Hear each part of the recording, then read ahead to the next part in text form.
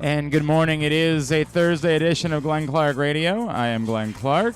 He's Griffin. Carson is in here. Carson has like a very... How old are you, Carson? Hang on. Turn Carson's mic on. Yeah. How old are you? I'm 20. You cast imposing is the wrong word, but because it's not imposing, but it's you come off like you're a man already. Like, you know, Thank you. You're I look over and I'm like, there's like a doctor sitting next to me or something like that. Thank you, Glenn. Jeez. Actually, I don't care for it. Actually. Oh, I think I might want you to back up. I think I want you to. I don't like it. Got a lot to do on the program today. Coming up a little bit later on. This hour, we will talk NBA Finals. Obviously, the Celtics go up 2-1 with an emphatic performance last night, holding off a stirring comeback by the Warriors in the third quarter as they go up 2-1 in the series. We'll catch up with Tony Massenburg, former Terp, longtime NBA veteran, now with NBC Sports Washington. Get his thoughts on what he saw last night. Later on this morning, we will chat with our buddy Brandon Copeland, Baltimore native, Gilman alum, veteran NFL linebacker. Still currently a free agent, which I wonder if maybe there'd be an interest in coming back to Baltimore to wrap up his career. That'd be kind of neat. We will catch up with him. He's coming back to town, a community kickback event at Gilman later on this month. He'll tell us more about that. And we're going to get more details. Our buddy Pro Football Doc, Dr. David Chao, the former Chargers team physician, he's going to check in with us a little bit later on and explain a little bit more about Grayson Rodriguez's injury. So all of that coming up on the program today. Today's show brought to you by the FanDuel Sportsbook at Live Casino and Hotel Maryland. Great crowd last night for Game 3 of the NBA Finals. Not a long turnaround, unlike the rest of the games. You got to wait 3 days. Quick turnaround for Game 4. It's tomorrow night. Tomorrow night for Game 4 of the NBA Finals. If you want to be there for that, or for UFC 275 on Saturday night, you need to reserve your spot right now by emailing events@sportssocialmd.com. Events@sportssocialmd.com. Take advantage of the 61 self-service kiosks in the FanDuel Sportsbook during Game 4 of the NBA Finals or UFC 275 on Saturday night. All sorts of prop bets available for you. Again, email events@sportssocialmd.com in order to reserve your spot. Orioles rained out tonight. They will open up a 4-game set tonight in Kansas City. So you know what I call that? A sweep. A sweep, baby!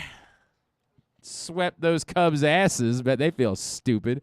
Thought they could come into Baltimore. How you feeling getting swept, you jerks? Sucks to suck, doesn't it? Take that! The Orioles averaged 5 home runs a game in their series against the Cubs. Hell yeah! Riding high. All right, anyway, sorry. I had a second with that. The story last night, of course, was hoops. And as some of you might remind me that I did indeed bet the Warriors to win the series, parlayed with Steph Curry to average 25 points a game, and I feel good about half of that. Half of that, I feel really, really good about that. Now, why you would remind me of that, I don't know. You're an a-hole. So I don't want to talk about that right now, but you might remind me that that is a bet that I made before the series began. Look, I definitely, I've been far too dismissive of the Celtics' physicality and size. And that's the ironic part. The way it's been described is their defense. And it's not as if their defense hasn't played well. Their defense has played well. But they're not winning games. The 2 that they've won have not been about their defense. Their defense has helped. It's definitely helped. There's no doubt about that. It's that they've been imposing, and they've been fearless. And the biggest difference between games... Let me do the math on this. The Warriors have outplayed the Celtics for the better part of 2 of the games in this series, right? Like, everything except the fourth quarter in Game 1. The most of Game 2, obviously the third quarter last night, but the rest of it, the Celtics outplayed the Warriors. Outside of that, when the Celtics have been at their best, it's just been them saying, the hell with this. And it's not true. The fourth quarter of Game 1, it was about Al Horford and Derek White just going unconscious, and that worked. But last night it was, let's attack. Because Jordan Poole and Steph Curry are not as big as we are. And if we go on the attack and we go right at the basket, we're going to find success. Let's not settle. Let's get after it. Let's take advantage of our size. I don't know what the Warriors do about that. One, Draymond Green's got to actually play some basketball if they're going to have any chance of winning the series. I mean, that was a putrid performance last night. And this isn't even about all the antics. I don't give a rat's ass about that stuff. Y'all get worked up about Draymond Green. I don't know what that is. We have this creepy obsession with Draymond Green. Like, for some reason, you root to see him lose because, I guess because he talks. I'm not really sure what it is. We have this creepy obsession with Draymond Green as a society. Draymond Green's got to play basketball. Like, he has to do something helpful. It'd be nice if he could knock down an open shot, but we're far beyond that. Like, that's never coming. If the Warriors want to have a way in, Draymond Green actually has to do the things that Draymond Green is supposed to do. He has to be some sort of physical presence, not just a guy that commits 6 fouls and says, "See ya, boys." Oliver Miller could do that once upon a time, and there is zero chance these boys have any idea who Oliver Miller is. That can't be the story for Draymond Green. He has to offer something. If this is what the Celtics are going to do. Klay Thompson got going a little bit last night. I imagine that was fairly encouraging for him and for the Warriors. We'll see if that can translate. Of course, the Warriors' path to winning this series has always involved them having deadly outside shooting, and that can't just be Steph Curry. Like, others have to knock down shots too. And the funny thing was that after they got back into the game last night, with Steph Curry playing out of his mind the way he's wont to do in the third quarter, they kind of went cold again from outside. They had good looks. They just missed them. And I'm not trying to be dismissive. Like, it's not like the Celtics aren't playing good defense, but they still had plenty of looks. They just missed them. So all that work they did to get back into the game kind of went for naught as they ended up going cold again. I still, obviously, as I said, coming into Game 3, the Celtics have a slight edge, and that edge extends. But Game 4 is still really critical. The notion that this means the Celtics are going to run away with the series, that's not the case.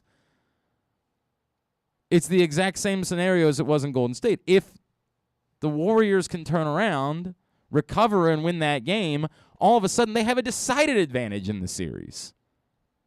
Because they'd take back home court, and they would put things sort of on their bats, if you will, to win the NBA Finals.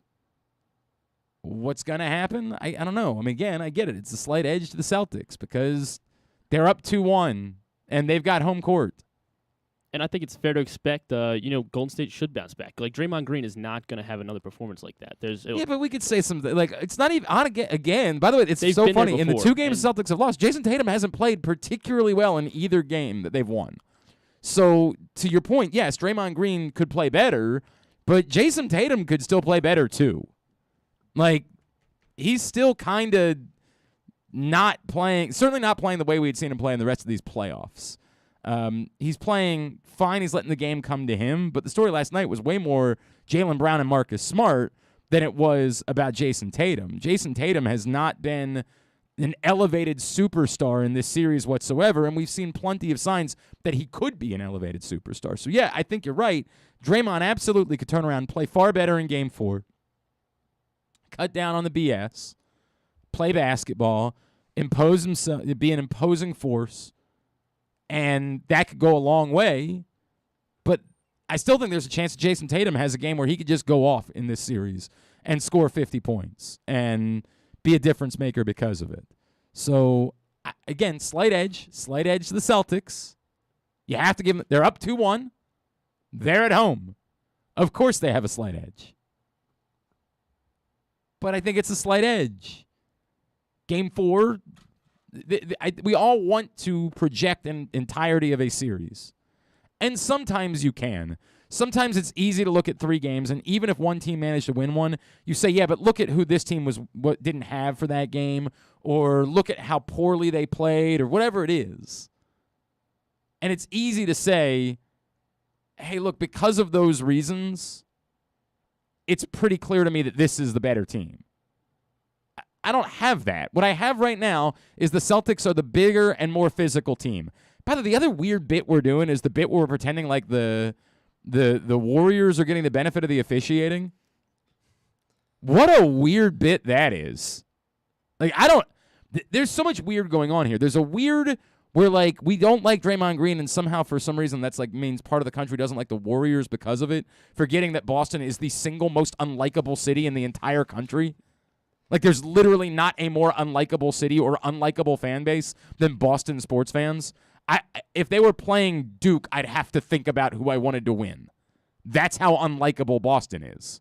They're not. They're playing the Warriors, who have Steph Curry, the most likable star in all of basketball, and who typically play a pretty beautiful brand of the game. We're just, I guess there's this weird Draymond thing that's making people think like it's confusing as to who to root for in this series. It's not. One of them is Boston.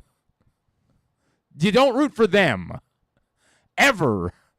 Have you heard of the Red Sox? Have you heard of the Patriots? Same city. Not a hard choice. Unless you're from there, in which case, again, you're probably not listening because you're busy being an asshole. Like, that's who you are. That's the entirety of that community. There's no way of getting around that. But I'm not telling you that I'm a huge Warriors fan either. In fact, I'm not. I know they're by far the lesser of the evils in this scenario. And yes, obviously, I bet a little bit on them, more on this one particular parlay that involves them winning. So I would like to win that. That would be lovely. I'd prefer if that were the case. But I get it. Not everybody else did the same thing, and I can understand that. I'm still befuddled by how this is spun off to, and now the Warriors are getting all the calls, which I think is specifically related to the idea that Draymond Green didn't pick up a second technical foul in Game 2 when maybe he could have. Now, I believe, as sports fans, we would far prefer if the players didn't get taken out of the games. Now, maybe I'm wrong about that. Maybe we all would rather watch the players get ejected and the last guys on the bench play in each series. But I would vastly myself prefer for the actual players to remain in the games unless they do something so egregious that there's simply no choice. Like, if you punch someone, and I'd be stunned by this, but if Steph Curry were to punch Marcus Smart, okay, eject him. I get it. I understand. But short of that, I would like to think that on the whole, we as the collective society would prefer that the officials do everything in their power to not remove players from games unless they absolutely must. So somehow we've conflated Draymond Green not getting a second technical foul in Game 2 with the Warriors getting the benefit of the calls, which makes no effing sense, because do we know which team is vastly more physical than the other? The one who's absolutely getting away with all sorts of contact. It's the bigger team. It's the team that plays more aggressive defense. A lot of weird things we're doing. Like we're just establishing new realities for whatever reason. The Warriors. Yeah, the Celtics got to beat the Warriors and the refs. What are you talking about?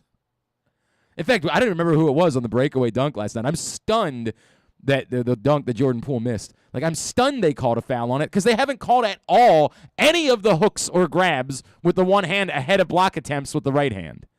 Nobody in Boston is getting called for a foul on that all series long until suddenly one of them last night. And then they were so stunned by it, they were bitching about it, and I think it was Smart, who was like, go back and look, review it. And you immediately saw the replay, and you're like, dude, you're grabbing the guy and holding him with your left hand. What are you talking about? Review it. Are you drunk?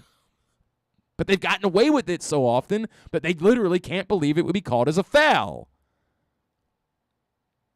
And at this point, I assume that's just the way it's going to go for the rest of the series. The Celtics have been able to get away with playing a far more physical, aggressive brand of defense that, like it or not, involves what are fouls by the letter of the law. But I'm okay with that. I get it. We don't really want everything that could be called a foul to be called a foul because this goes back to wanting the players to stay on the floor. I don't want everybody to just pick up 6 fouls and be out of the game. What is the Warriors' answer to that? I don't know. I don't know. It's going to have to be to play better, for sure. Thank you. Dynamite. Score more points than the other team. They don't call him the best color analyst in baseball for nothing. It's a hell of an observation, Griffin. Now, let me throw this out there. I think it's fair to assume they'll make more shots. Hang on, Doc. They shot very poorly. I got a thought. I say they play better. Wow. That's why I'm here. We should probably call Steve Kerr. I bet he hadn't thought of that. That's why you're here. That's why he's here. That's the reason. Look, man, part of it is going to have to involve them. I say being more unafraid. It's not really about being unafraid because you can be as unafraid as you want when a dude that's 6'7" is stalking behind you. That dude's going to have advantage on you if you're not 6'7". So I don't. Again, this goes back to me not Glenn Clark Radio. I don't have the answers. I don't know.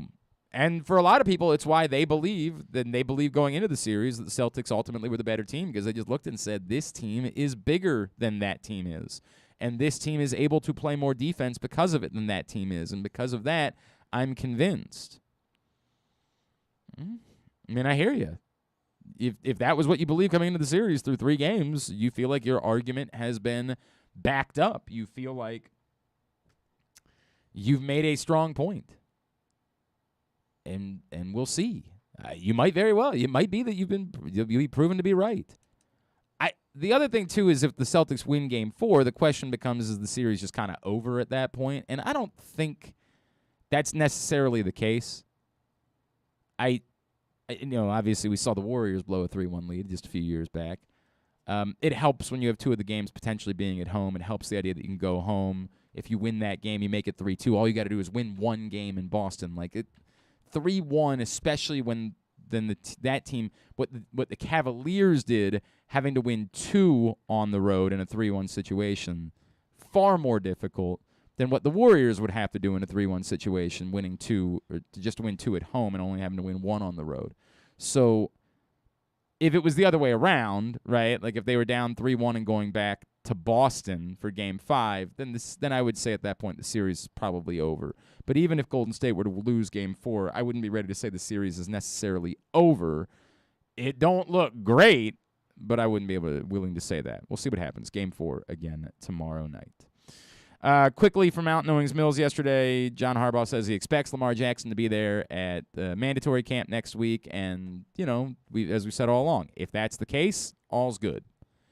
If that's the case, it is still quite possible that everything we've heard about this can be true, and Lamar Jackson can continue focusing on trying to win a Super Bowl and being unconcerned about making less money than he could make this season for whatever reason. He can just decide that he doesn't like money, and he can play for the lesser figure that he will get paid this season than what he would get paid if he agreed to a deal. All of these things can remain true if he shows up next week and if he's there for the start of training camp and he's ready to go. If all of that remains true, and presumably if he's there next week, he'll meet with the media and he'll be asked a lot of these questions. He'll be asked directly, do you intend to show up at the start of training camp? And if he says yes, then, obla-dee, obla-da, Desmond the Bear of the marketplace, the whole thing, right? Like, all's good. It's got to happen first. Right? Like, first, he's got to show up. John Harbaugh saying he expects him to show up it means something, but it's not as important as him actually showing up. Like, he's got to do that. And if he does, we'll listen to whatever it is that he has to say. And the most likely scenario will be that he'll say, hey, look, it's voluntary camp. I was doing other things. I was doing what I do in order to get ready for the start of the season. I was working with my trainers. I was working with my coaches. I was doing that stuff. And that's fine. It's 1,000% 1,000% fine. No matter what idiocy you want to try to project, it's completely and totally fine. What's also fine is if that's not the truth. It's also fine if we find out that at the end of the day, he isn't okay with not having a deal. And the stories about him just wanting to wait and try to go win a Super Bowl or whatever, if that's not true, and he says, no, I want a deal, and if I don't have a deal, I'm not going to be here for the start of training camp, I'm also fine with that. Because this makes less sense than that, as I've said a million times. It makes absolutely zero sense in the world that a quarterback is choosing not to use his leverage and just openly agreeing to play for less money this season than what he would get if he demanded a new contract.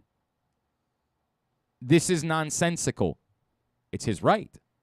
Lamar Jackson is an adult. He may do whatever he would like. If he does not want money, he does not like money, he may do that. I am certainly not here. I'm not. I have no connection remotely to Lamar Jackson. I am not in his inner circle. If I were, I would not recommend. I would say, hey, get your money. Why play for $20-some million this year when you could instead play for $30-some million this year? I'll take a very small part in order to be willing to help with that. But that's me. Lamar can do whatever he wants. If he shows up next week, the Ravens presumably have nothing to worry about. I mean, at some point, they still have to get a deal done. At some point, they do still have to address it if the story is Lamar really wants to go to free agency for whatever weird reason because someone has convinced him that's the only way that you have leverage, which, as we know, factually speaking, is not correct. But if someone has convinced him of that the only way you can get leverage is by getting to free agency, then that is a problem for the Ravens. And if that's what he's told them is, I intend to go to free agency, then they still have to deal with that at some point. Not now. They can worry about that after the season because they still have the leverage by virtue of the franchise tag. But they have to deal with it at some point. At some point, they got to think about, is it best for us to just let this dude stay for 2 years at escalating salary cap figures?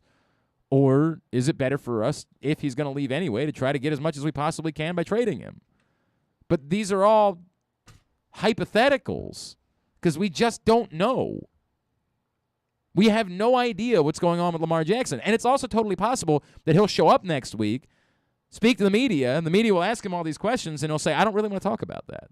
And so we'll have no further clarity about what's going on with Lamar Jackson, which is of no help to those of us that do 2-hour internet radio shows every day.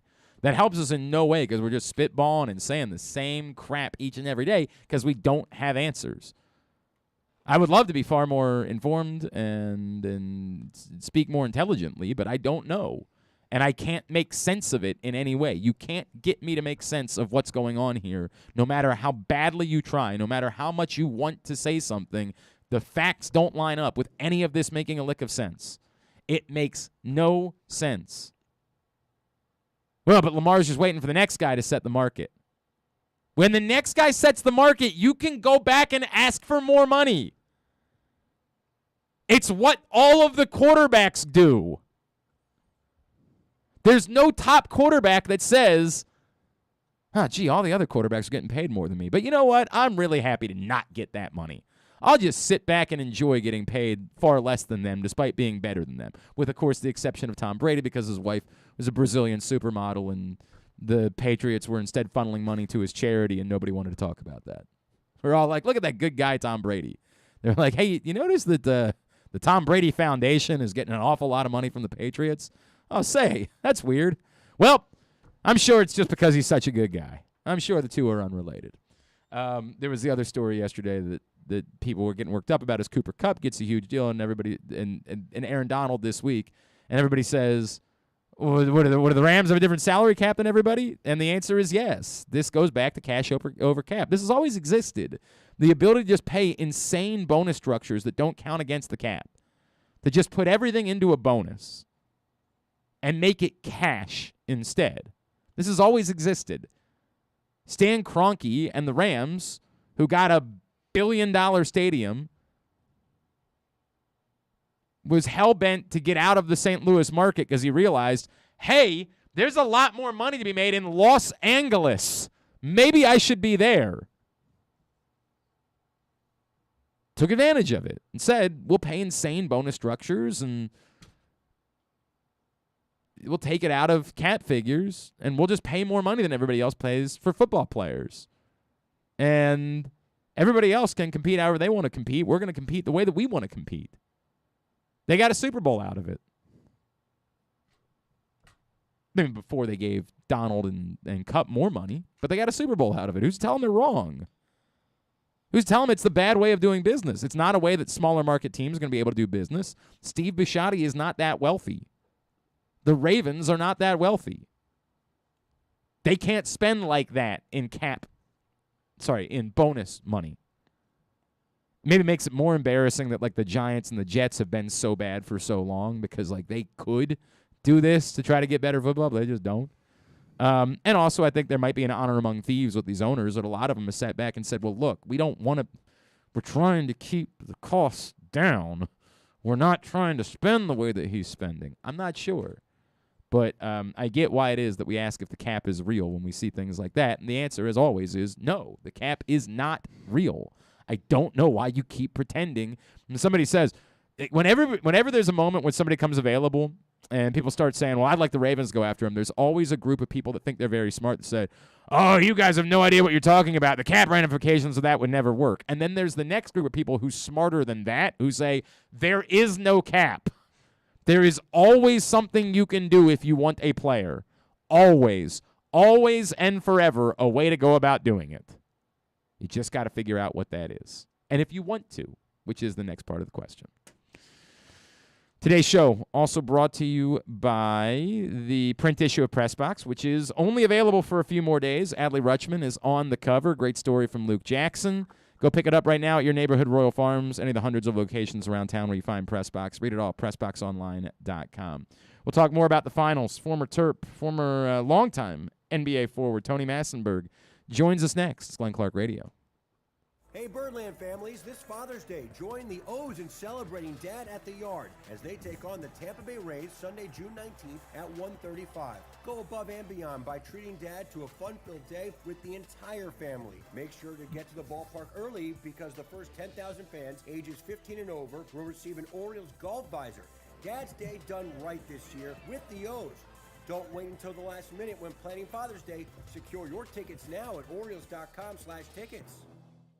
Sports fans, the wait is over. The all-new FanDuel Sportsbook is now open at Live Casino and Hotel in Hanover, Maryland. This is your chance to win big right in your own backyard. Bet on every sport with self-service kiosks and watch all of the action from the best seat in the house. Make every moment more at the all-new FanDuel Sportsbook at Live Casino and Hotel in Hanover. Please play responsibly. Gambling problem? Please call 1-800-GAMBLER or visit mdgamblinghelp.org.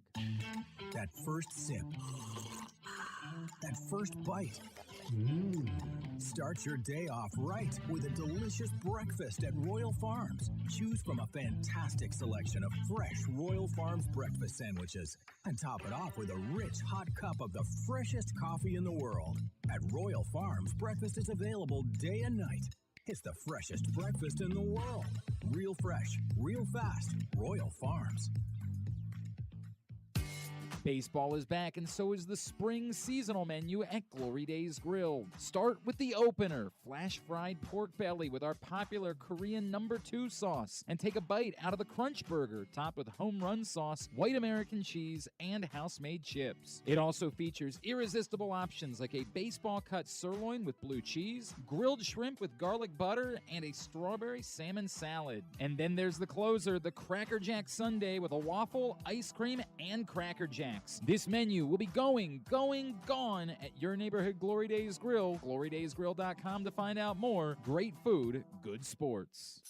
The 2022 baseball season is in full swing, and the future is brighter than ever for your Baltimore Orioles. I'm Paul Valley. And I'm Zach Goodman. And together we bring you the Bat Around every Saturday from 10 a.m. to noon with everything you need to know about the Orioles and baseball as a whole. From veterans like Cedric Mullins, Austin Hayes, and Ryan Mountcastle, To young stars like Adley Rutschman, Grayson Rodriguez, and DL Hall. we've got you covered for every game, every pitch, And every debut. You can watch us at youtube.com/PressBoxOnline and Facebook.com/PressBoxSports, or you can listen at PressBoxOnline.com/radio. So join us live on the Bat Around every Saturday from 10 a.m. to noon right here at PressBox Sports. The Toyota Tacoma comes in a wide range of models and trim lines. You can choose the perfect Toyota to reflect your unique personality and driving habits. Check out buyatoyota.com for deals on new Tacomas from your local Toyota dealer today. It's statistically proven that the show sounds better if you're not wearing pants. Like me, right now. You're listening to Glenn Clark Radio.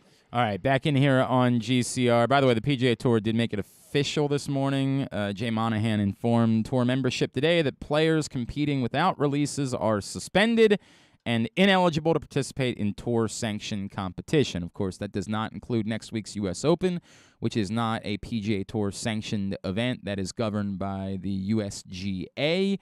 So it also does not include the British Open. There'll be a decision that we made by those folks at some point. But the Live Golf thing, which apparently got underway today, I was not the only one. I guess I thought it was tomorrow. It was a Friday through Sunday thing, but apparently it got underway today. Those players have officially been suspended by the PGA Tour for their participation in that event. So that's what's going on there. What's going on in Boston is the Celtics are up 2-1 in the NBA Finals. By the way, John Proctor said the only time I root for Boston is when the Patriots play the Steelers. I don't even root for them then. I just root for misery. Like I'm not rooting for anyone. I get it. It might be more directly helpful if the Steelers lose, but I don't root for it. It doesn't happen. You'll never get me. I root for what happened in The Dark Knight Rises. Right, yeah, a lot of people will say that. Like you would just want the world to end. Like we'd prefer it that way. Bane comes out. The Celtics are up 2-1, though. They are 2 wins away from an NBA title. Joining us now to tell us a little bit more about what he's seen in the NBA Finals. He is, of course, a former Terp, man who played in the league for quite some time. Now you see him on NBC Sports Washington. He is our buddy Tony Massenburg, and he's with us now here on GCR. Tony, what's up, buddy? How are you? I'm good. Thanks for having me. It's good to chat with you, man. I'm trying to figure out what the Warriors do because, admittedly, I don't root for the Warriors, but I did put in maybe a wager that involved Steph Curry averaging 25 points per game and the Warriors winning the title. What do they do about the size issue? Like how – I know that's why somebody would say, hey, idiot, this is why the Celtics were always going to win the series. Okay, fine, but I can't do anything about that now. So what do the Warriors do about overcoming the fact that the Celtics are just plain bigger than them and – as many people as scream that the Warriors, the ones getting the calls, the Celtics very clearly are able to play far more physically, with this being the NBA Finals, and no one has any real interest in being aggressive about calling fouls. Well, the problem for the Warriors right now is that they lack production offensively outside of Klay Thompson and Steph Curry. And they're not getting consistent help offensively against a team like Boston, who is excellent defensively and really breaks your rhythm and makes you uncomfortable. You look at Steph Curry and Klay Thompson in particular, the Celtics have been playing very physical with both of these guys. I mean, they're making it difficult, and yet they're still finding a way. Steph Curry in particular is still finding a way to put up big numbers offensively, but it's taken a toll on him. And you look at Klay Thompson, who's clearly struggled this series and had one of his best games last night, and yet it still wasn't enough. Mostly because there was no production from Draymond Green, not a lot of production from Jordan Poole. These are guys that have to step up and play a pivotal role on the offensive end. And when you look at what Boston does defensively, because they're able to switch 1 through 5, and they also bring off another excellent defender in Grant Williams, who can also make life difficult for the likes of Klay Thompson and some of these other guys. That's a real problem when you look at the offense. And For me, I said this at the top of the series that the Boston Celtics had a real advantage on the interior. If they forced the ball into the paint, as they started to do later this last game in particular, where you just see them pounding the Warriors, who are a smaller team on the front line, featuring Draymond Green, who's been rendered relatively ineffective against the size of the Boston Celtics. It's going to be a tall task for the Golden State Warriors to pull themselves out guys hitting shots at a very high clip. And right now, the defense that Boston is playing is just too much, combined with the size and the rebounding, and the second chance efforts were tremendous last night by the Boston Celtics. How much of the Draymond issue is basketball versus all of the other stuff that, like, just the antics, the chatter, all that has gotten into his head at this point? Like, how much of it is just Boston's too big, too good, versus maybe there's a Draymond problem where he's getting sucked in a little bit with all the other nonsense?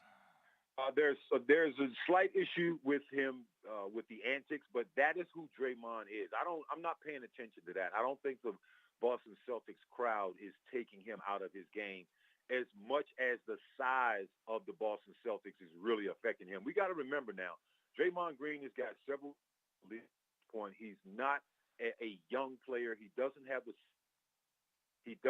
same athleticism that he did his first 3 years in the league. And what you're seeing against a guy like Robert Williams, who is super athletic at almost 6'11", Al Horford is still athletic enough at 6.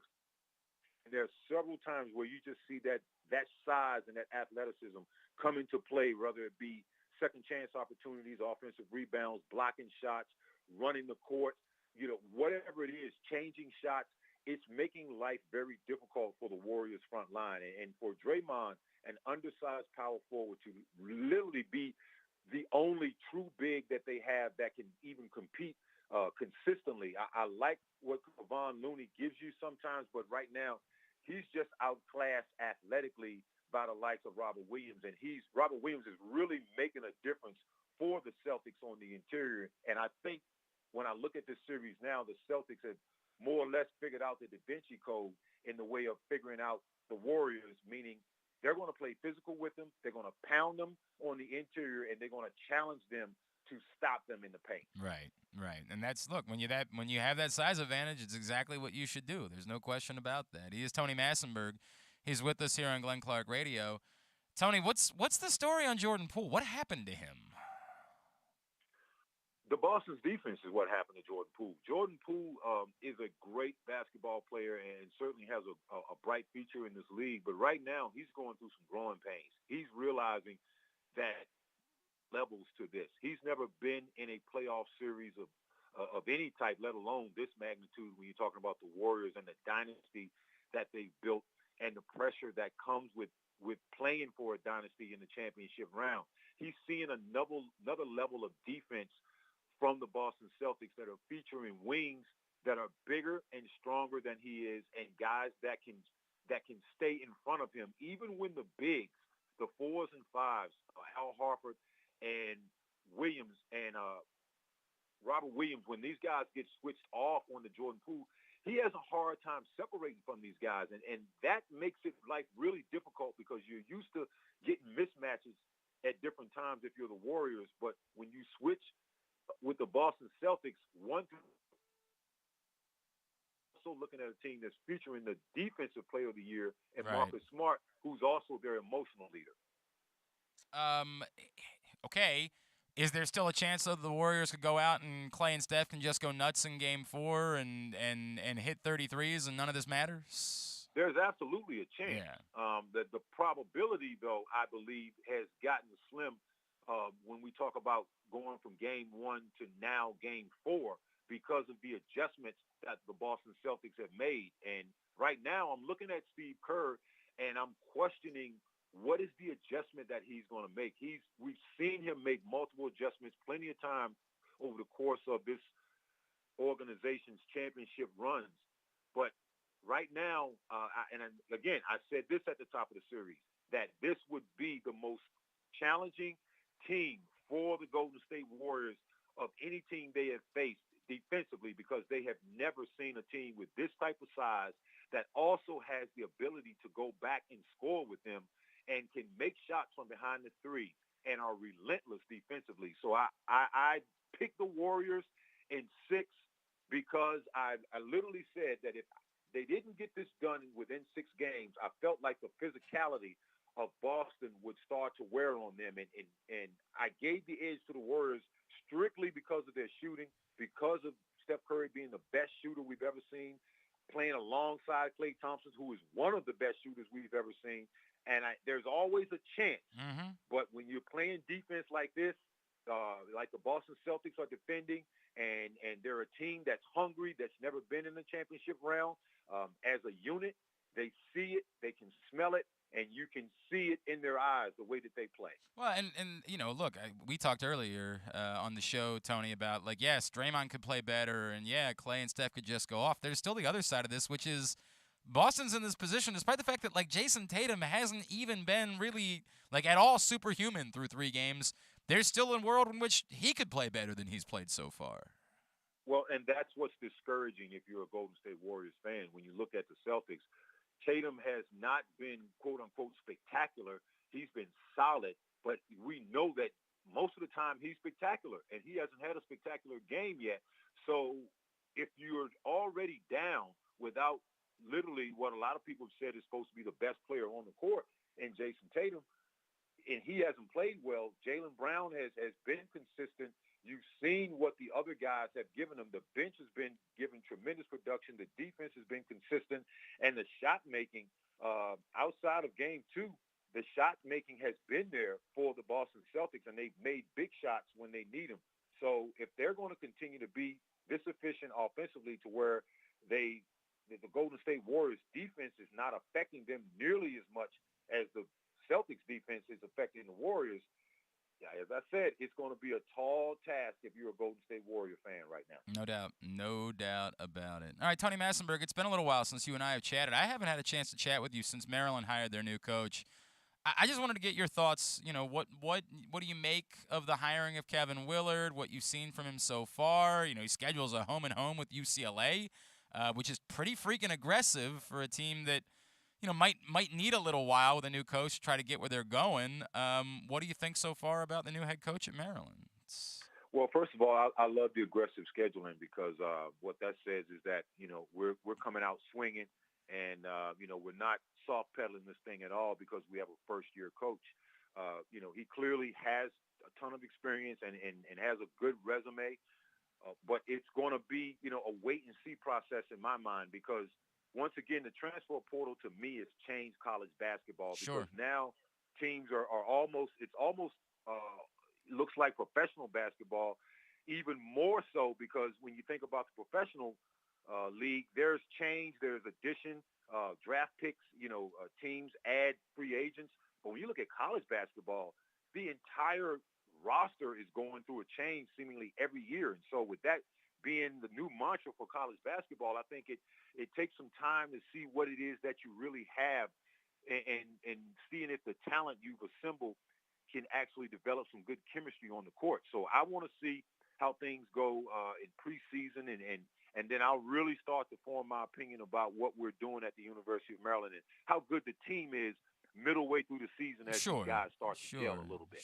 It doesn't hurt that they finally got somebody from DeMatha and Jameer Young. Like it's nice that maybe that freeze is over. I never really understood why that was a thing to begin with. Hopefully there'll be more DeMatha kids that sign up to play in the years to come. Tony, hopefully that opens the floodgate. No doubt, man. No doubt. I know it's, of course, at Tony Massenburg on Twitter. What else can I plug for you? What else do you have going on?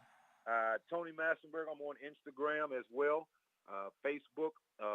My book is still selling well. The book I wrote with Walt Williams called Lessons from Lenny, where we talk about the positive influence that Len Bias had on us. I played with Len Bias for 1 year as a freshman, and Walt Williams came to the University of Maryland 2 years later, and it was there that I learned about his love for Len Bias as well, and we shared a lot of stories and talked about the positive influence that he had on not just us, but the university and several others who would come to the university because of Len Bias and the legacy that he established. It's a great read. I read the entire book a couple years back. It's an outstanding read, and I really appreciated you guys doing it. Tony Massenburg. Well, thank you. We really appreciate that. Tony Massenburg, always appreciate taking the time for us, sir. Have a great day. Let's catch up again real soon. All right. All right, let's do it. Thanks for having me. Tony Massenburg checking in with us here on GCR. Not feeling great about the Warriors completing the other half of the bet that I played before finals. Not feeling so good about that. This is good from Ryan. Ryan says, Glenn, I know you're not a golf guy, but I wanted to really dive into your thoughts about this. As someone who has spoken about the free market before, it sounds like you're still conflicted about this live thing. Ultimately, I feel as though everyone has the right to go do however they want to do things. I think you meant whatever. Whatever, I'm getting lost in the minutia. However they want to do things in order to make money, and that we shouldn't be in their pockets. If this is a better system for them, and economically it appears clear that they are, why does it matter? I know that people have accused others of whataboutism, but there is certainly something to be said for, if we really knew all of the details of everyone we got our money from, we probably wouldn't be happy about it. Ryan, you're right about a couple things in there. One, I am certainly, in no ways does the future of the PGA Tour impact Glenn Clark whatsoever, because I don't care. I'm not a golf guy. I will never care. I will not watch a single hole of the Canadian Open. I will not watch a single hole of the live. I don't even. What do they even call their events? Do they even have a name for them? Is there a name for this thing in London, or is it just? I'm not sure. I genuinely have no idea. One thing I do know is that the purse for like a pretty much last place finish can be as much as like 120. Well, you get like an appearance astronomically fee just more for playing. Whereas if you don't make the cut on a Yeah. PGA Tour event, you don't get paid. Exactly. Now you can still make sponsor money. There's still plenty of ways for you to make money, but you don't. From the event itself, you make no money if you miss the cut on the PGA Tour. Right. I think they're officially calling it the Live Golf International Series. But like this specific event, I guess it's just the, like weekend one maybe. I don't know. I don't know if this. Do we know what city it's in? It's in London. It's in London. So I guess it's the International Series, the London. But you're just Yeah, you London. don't know that. It's You're London just event. talking out of your I'm ass. just speculating. Yeah, I'm just speculating. I'll never care because I'll never watch these things. You guys know, I watched. I went out for Saturday when the BMW was here, and I watched the final round because it was here. If it wasn't here, I wouldn't watch that. I try to watch major championships. Admittedly, I watched almost none of the PGA, including who was the dude that yacked it up on 18 and hit in the water. I've already forgotten the guy's name. The guy that was going to win his first major. It was Perez. What the hell was that guy's name? Boy, a bunch of golf guys in this room, apparently. Bunch of guys that are really on top of what's going on in the world of golf. Appreciate it. Hang on a second. PGA Championship. Oh. No. Boy. Yeah, I got nothing. No golf. Mito Pereira is his name. Sorry. Jesus Christ. I said Perez. Mito Pereira. It's close enough. Yeah, it was in the neighborhood, I guess. Mito Pereira. I was not watching because I had a radio show to do, and then I had something else I had to do that day. But like I try during major championships to tune in on Sunday, at least to have the ability to have the conversation come Monday. But that's the most you'll ever get out of me. I don't care about going. Billy Hurley, former Navy golfer and guy who lives here, was winning the Tiger Woods event down in D.C. I watched that because I know the guy. But short of that, it ain't for me. So this really is of no concern for me. And I shed no tears for the PGA Tour. I don't think the PGA Tour is some holier-than-thou institution within our country that has to be protected at all costs. I think for the most part, they're probably insufferable and unlikable. But the whataboutism doesn't work for me. But get your money doing whatever you got to do. If these guys can sleep at night, they can sleep at night. I mean, that's their business. But they know exactly what they're doing, and there's no getting around it. And again, the bit that we do, we try to say, well, there's things that aren't so great about America. You're damn right. There's a ton of things that aren't so great about America. I don't believe murdering journalists is at the top of the list. Now, you can say there's decisions that have been made that are questionable about military operations that have happened. You can certainly criticize this country and say, well, look, the president of this country is going to Saudi Arabia to try to talk about gas. Well, I mean, we all want to stop paying $6 for gas. So, I'm not really sure what else we should be doing at this point. I mean, let's talk about anything in order to get cheaper gas. You're openly going to work. Your paychecks are being paid by a regime that is purposefully trying to get you to whitewash their atrocities. There's no getting around that. There's no whataboutism. There's none of that. If you're cool with that, you're cool with it. But ultimately, having no dog in the fight because I don't care about golf, I know what I'm not rooting for. I'm not rooting for the thing that is a sports washing effort by a heinous group of individuals, a murderous regime. I ain't rooting for that to succeed. Ever. I'm not rooting for the people that sign up to be a part of it. It don't feel good. And you can keep doing all the whatever you want to do, either because you like the golfers that are involved or I don't know. Somebody would say, hey, you care about tennis. What if the tennis thing happened? It was the exact same thing. And my favorite tennis players, Carlos Alcaraz, Paula Badosa. I love Coco Gauff. If Serena Williams went and played on a Saudi Arabian tennis event, I'd be embarrassed for her and stop rooting for her. It's shameful. There's no getting around that at the end of the day. If the Scottish government was behind the Live Golf Tour, I wouldn't care. Go play in it. Break down. Fight the man. Do whatever you want to do. Make your money. But trying to get around the part where it is a terrorist regime, trying to avoid that has committed atrocities towards people because they're gay.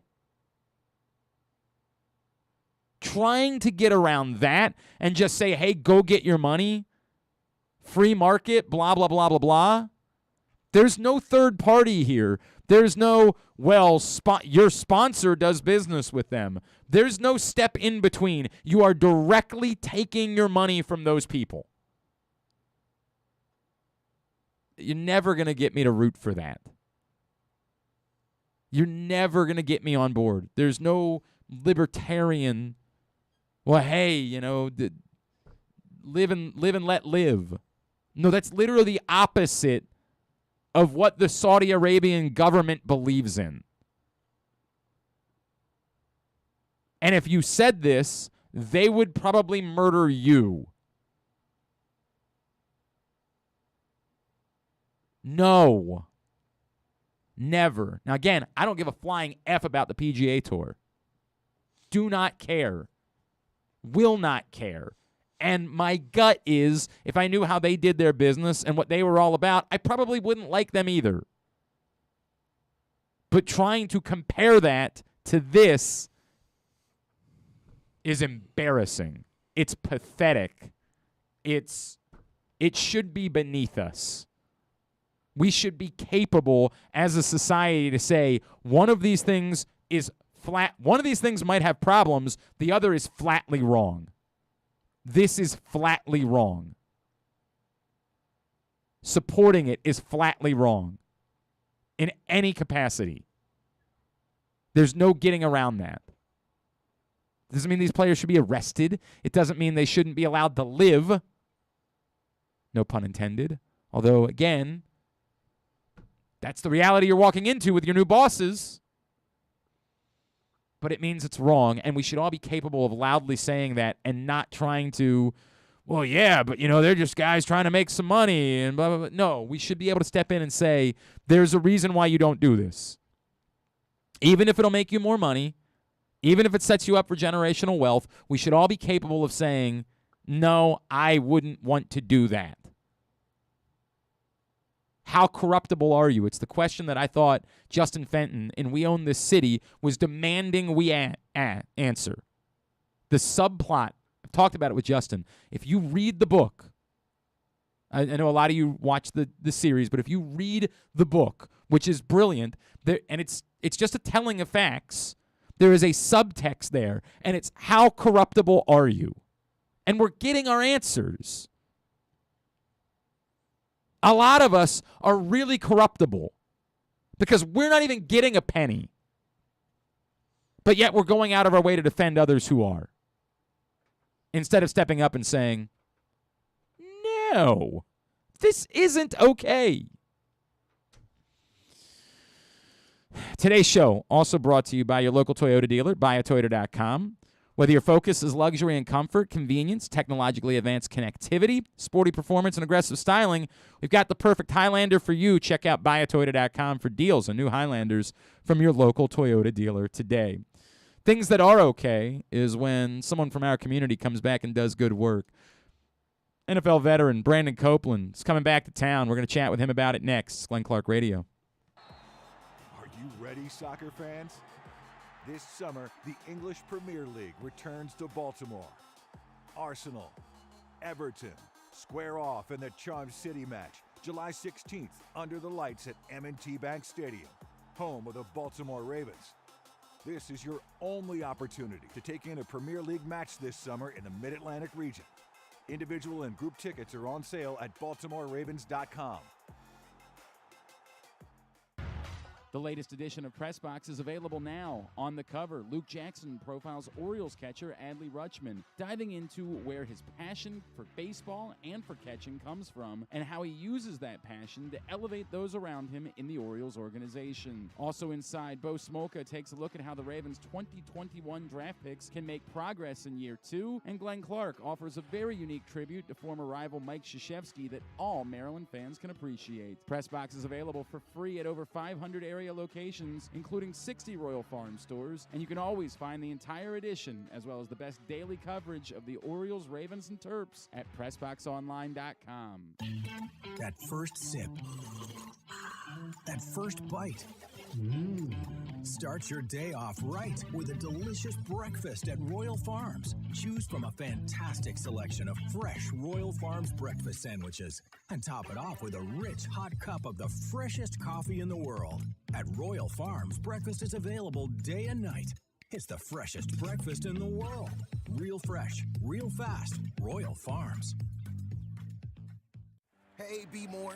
The Orioles 2022 Birdland Summer Music Series presented by Miller Lite kicks off Friday, June 17th with Flo Rida. After the O's take on the Tampa Bay Rays, stay for the post-game concert and watch Flo Rida perform live from the infield.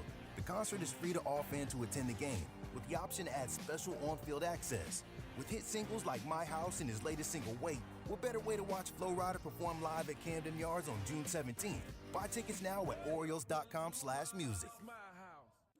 Sports betting has come to Maryland, and we're ready to help you win some money. Tune in for Simply the Bets every Tuesday morning at 11:40. FanDuel Sportsbook Assistant GM Leon Twyman and VSiN's Aaron Oster join the guys every week to give you all of the info you need and offer you a few winners. And every other Thursday at 11:40, tune in for Weekend at Bookies as Andrew Stecca and Alloy Sports' Brad Kronthal help make you some money for the weekend. So come win some money with us on Simply the Bets every Tuesday and Weekend at Bookies every other Thursday. Brought to you by the FanDuel Sportsbook at Live Casino and Hotel Maryland. Listen at PressBoxOnline.com/radio. Watch at YouTube.com/PressBoxOnline. Baseball is back, and so is the spring seasonal menu at Glory Days Grill. Start with the opener, flash-fried pork belly with our popular Korean No. 2 sauce, and take a bite out of the Crunch Burger, topped with home run sauce, white American cheese, and house-made chips. It also features irresistible options like a baseball-cut sirloin with blue cheese, grilled shrimp with garlic butter, and a strawberry salmon salad. And then there's the closer, the Cracker Jack Sundae with a waffle, ice cream, and Cracker Jacks. This menu will be gone at your neighborhood Glory Days Grill. GloryDaysGrill.com to find out more. Great food, good sports. Don't forget that full episodes of the show are available for free on Apple, Spotify, Amazon, and YouTube. But warning, you get what you pay for. You're listening to Glenn Clark Radio. All right, back in. Oh, I do need my microphone turned on. Yeah, that'll work. That'll work. We'll get there one of these days. One of these days we'll get there. Good morning. Glenn Clark Radio into hour number 2 of the program. Coming up later on tonight on Facebook Live, Stan the Fan Charles and Gary Steiner catch up with Courtney Coppersmith. An amazing story. She is superstar pitcher for the NBC softball team, and I mean that. Like, she is nationally relevant. She's so overwhelmingly dominant. And she's coming back for another year to pitch at UMBC while she also pursues a PhD, which is very different than my own experience when I was a student at UMBC. Very, very different. That's tonight. Stan the Fan, Gary Stein, and Courtney Coppersmith on Facebook Live. If you miss it, find it tomorrow, youtube.com/PressBoxOnline or PressBoxOnline.com/video. Speaking of really intelligent people who also happen to be high-level athletes, this dude is so smart that he teaches as an Ivy League school on top of being an NFL player. He's coming back to town. He's got an event at Gilman on June 25th, a community kickback event.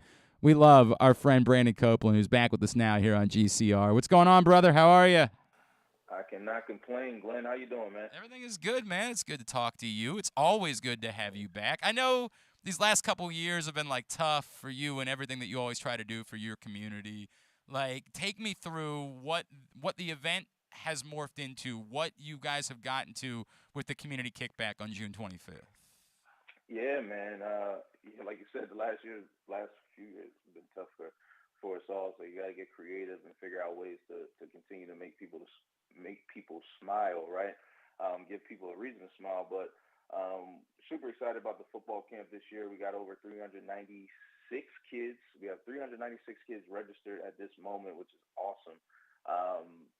All free, but one of the things we wanted to do this year is just try to provide an open space for positivity and just to smile and just to relax and just to enjoy, like a old school movie, man. Just a good old time for everybody in the community to come out. So the community kickback is our first year doing it. We're gonna have moon bouncers, face painters, balloon artists, DJ, tug of war, potato sack races. We're gonna have some food eating contests. It's gonna be a great time. We got a bunch of food trucks coming out and already committed to serving the community, and again, we're extremely excited to just bring people together for a good time, some laughter, some fun, and just to have a good time. We have a dunk tank as well too. So, nice. People will get the chance to kind of try to dunk, some of your favorite NFL players from the area, but I'm just hoping that you don't bring your good arm strength that day when I'm in the booth. Yeah, right. This is where you have to, when the kids throw and miss, you got to let them dunk you anyway, right? Like, you got to come on, man. You can't. Competition, man. It's competition, man. Listen, it's competition. You got to learn. I'm joking. It'll be fun, but I like I said, I was telling my wife, I'm like, you know what? It's the kids. It's for the kids. But I don't know if I can just let a kid have unlimited tries to hit the mark. That's pretty funny, right? Like, so we'll figure it out. That's pretty funny. Again, it's coming up June 25th. So here's what we're gonna do. I've got the graphic for the event. I'm gonna have Griffin posted on our Twitter account at Glenn Clark Radio. Is there somewhere more direct people should go to find out information? And like, do they need to sign up? Do they need to register somewhere? Can they just show up on the 25th at Gilman? Yeah, you can show up, but we would appreciate if you go ahead and register. The registration link is right on that flyer. The link to our football camp is on my website, BrandonCopeland.com. But we would appreciate if you register, just because, save us time, save us all time on that day. Obviously, walk-ups are going to be welcome. We'll have a bunch of people walk up, but we want to just avoid people waiting in line to check in and all of that type of stuff. So registering will just make the day even smoother. And it's for, like, obviously it's geared towards kids, but it's for anyone can come out, correct? Anyone, yeah, anyone can come out. Parents, you want to come out, bring your kids. If you just want to, just want to come out and hang out and enjoy the festivities. Again, we're gonna have music going. We'll have some things, some games, life-size Jenga, Connect Four. Like, it should be a place where every age group should be able to come out and enjoy a good, fun day in Baltimore. It'll be at Gilman School. He is Brandon Copeland, and he is a man that has done a lot for this community. Please continue to support that. And, again, you can check it out. We're going to get that flyer up at Glenn Clark Radio on Twitter for you to get more information. So let's get caught up with you. You spent last year with the Falcons, Ed Block Courage Award winner. You're not right now currently on a roster, so like, are you sweating it at this point? I know you're not actually, because my God, there's no human being on the face of the planet that has more things going on for him than you do. But like, what is the reality for you at this point? Are you confident? Hey, look, I'm just gonna wait this thing out. Somebody's gonna sign me. Do you start saying to yourself, hey, if I'm not signed by a certain point, I just go ahead and start thinking about what the next plan for me is in life? Like, what's reality for you football wise? Yeah, man. It's a interesting place. It's so in a nice way. The nice way of saying it is I'm a free agent. The real way of saying it is I'm unemployed. Right, I'm on the streets. Mentally, I'm in a great place actually. I think that I've been blessed enough to play 9 years of football, and I've seen a lot in this game, and I've also seen this side of the business, being unemployed. And to be very blunt, my bank account looked a lot different. Year two, it was totally different, right? I didn't understand investing long term and all those different things, right? I didn't have all these different things going on. I also didn't have two young children to occupy my time. So mentally, I'm in a great place. I'm training. I'm ready. I know that call will come. And when it comes, I'm going to be ready, and I'm also going to be able to snap into that savage mode, which will be needed to play 10 years in this NFL. Yeah.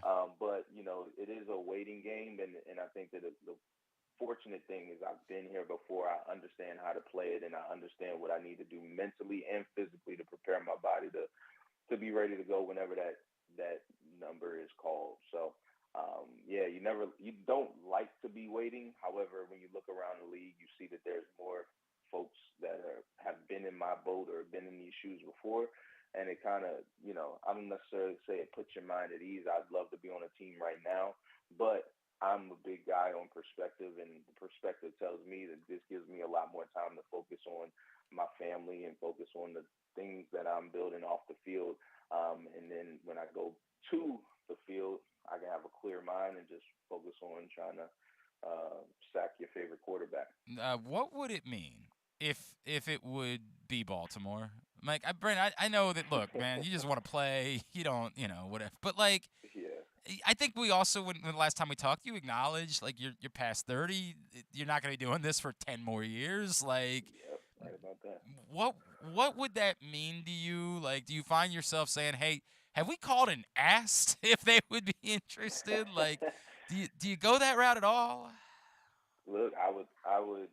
I'm gonna put it out there. I would love to be in Baltimore. I would love to have an opportunity to come back as a veteran player and not the wet behind the ears rookie I was years ago. And I would love to do it in a major way with my city and with the team that Baltimore has built over these years. Again, as a football player, you just want to put on the pads and play and hit people, but I would be lying completely if I said I did not want an opportunity to suit up for Baltimore. So I'll go ahead and say it. Eric DeCosta. Hey. Please go ahead and give me a call, and I have no ego. I'll come in, I'll work out, I'll drive there myself. You don't even have to pay to get me to the workout. I'll drive there myself and show you and prove to you that I deserve to go out and go to war for the Ravens and for this city this year. So. Bro, I mean, it would give me goosebumps if it were to play out that way. It would truly give me goosebumps Right? if you would get that opportunity to come back all these years later after the place where it began for you, technically running around in training camp. You spent a little bit of time around somebody who is a Raven now last year. I don't know exactly what his role might be because the Ravens have about 6,000 running backs on this roster. But what should Ravens fans know about Mike Davis? Mike, man, Mike is a great, first of all, great person, great teammate. He'll be great in the community as well, too.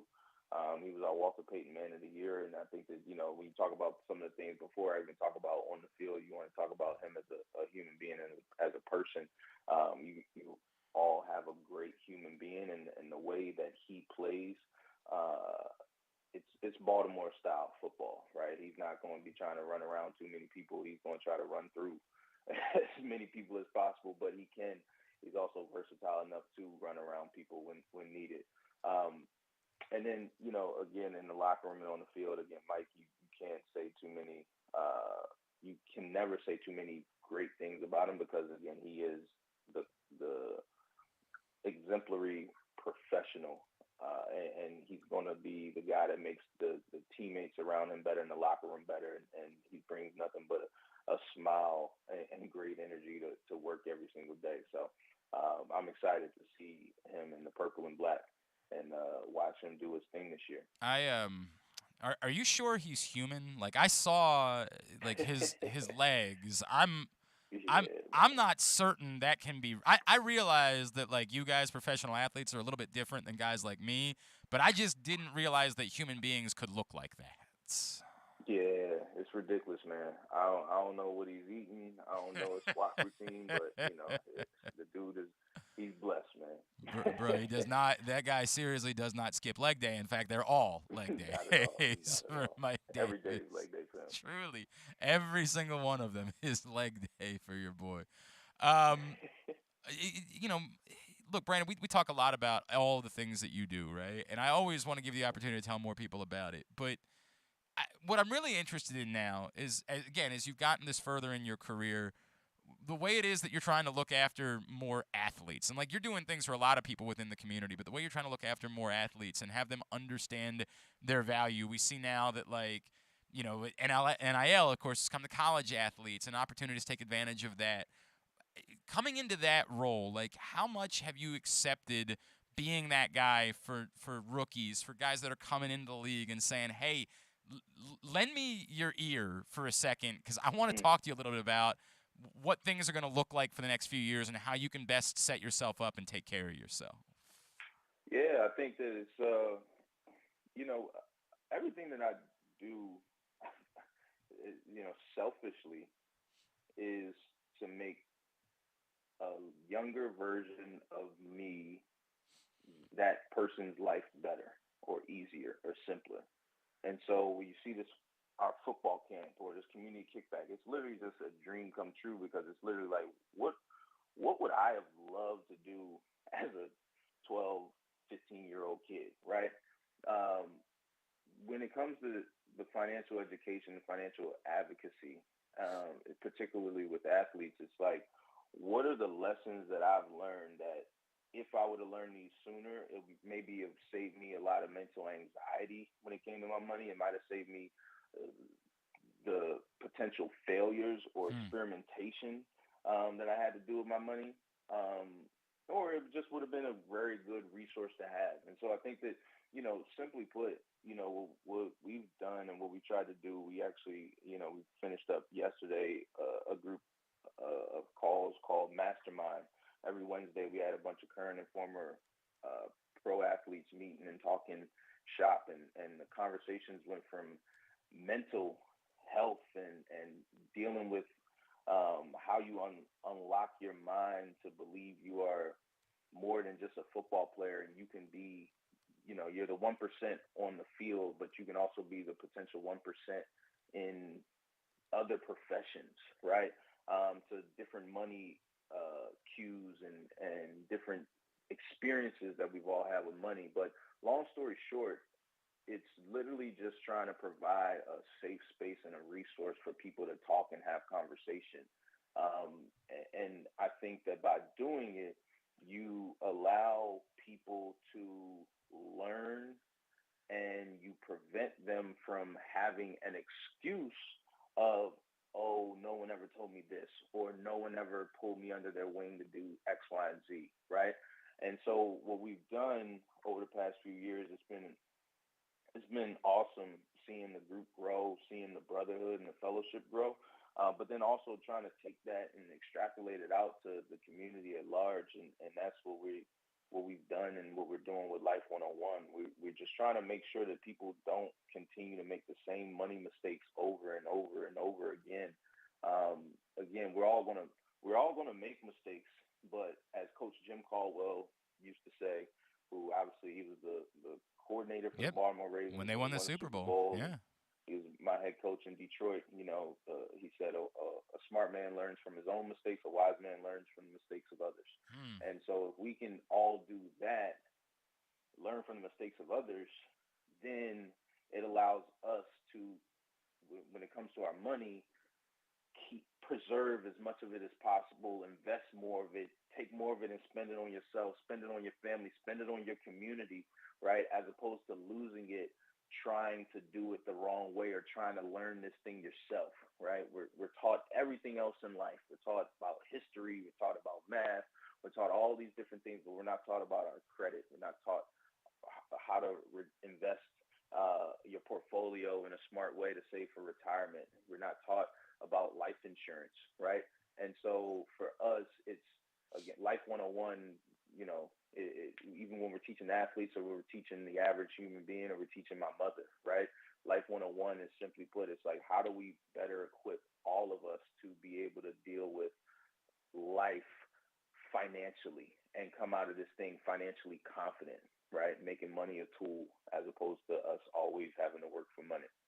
It is powerful stuff, man. It's really powerful stuff. So what all can we – obviously we want people to come out on the 25th.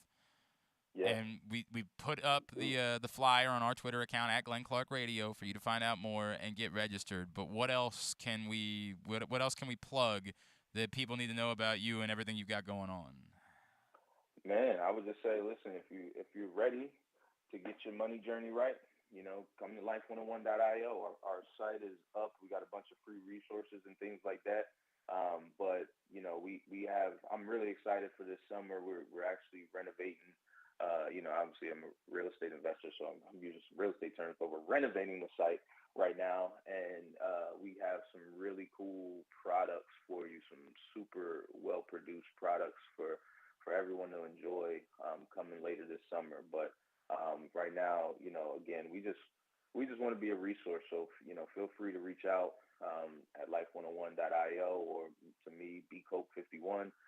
But in general, I just always appreciate you, Glenn. You guys have supported us since day one, literally. Yep. And it's pretty cool to be here this many years later, to be doing these types of things on this quote unquote level, and with no ceiling in sight. And that's the beautiful thing. And I hope that, you know, what we can do is empower other people to live that way as well too. No ceiling in sight. Brother, there will never be a day. We truly are grateful. First of all, your story is amazing, but secondarily, we truly love the fact that you care about this place and want to help everybody in our city get more opportunities and better themselves. And so we will support that forever, my friend. That will never, ever change. Brandon, boy, I hope somebody was listening today over in the castle, because that would be a hell of a story. Always appreciate you, man. And I know you and I are going to talk on the radio this weekend. Thank you for taking a couple of minutes for us here. And let's do this again on Sunday, all right? Sounds good. I'll talk to you soon, Glenn. Brandon Copeland. Appreciate that, dude. Currently a free agent after spending last year with the Falcons. Former Alan Page Community Award winner in the NFL. One of my favorite humans that has ever come through these parts. Appreciate him taking the time for us here on a Thursday edition of Glenn Clark Radio. All right. Now. Well, that was a rough start.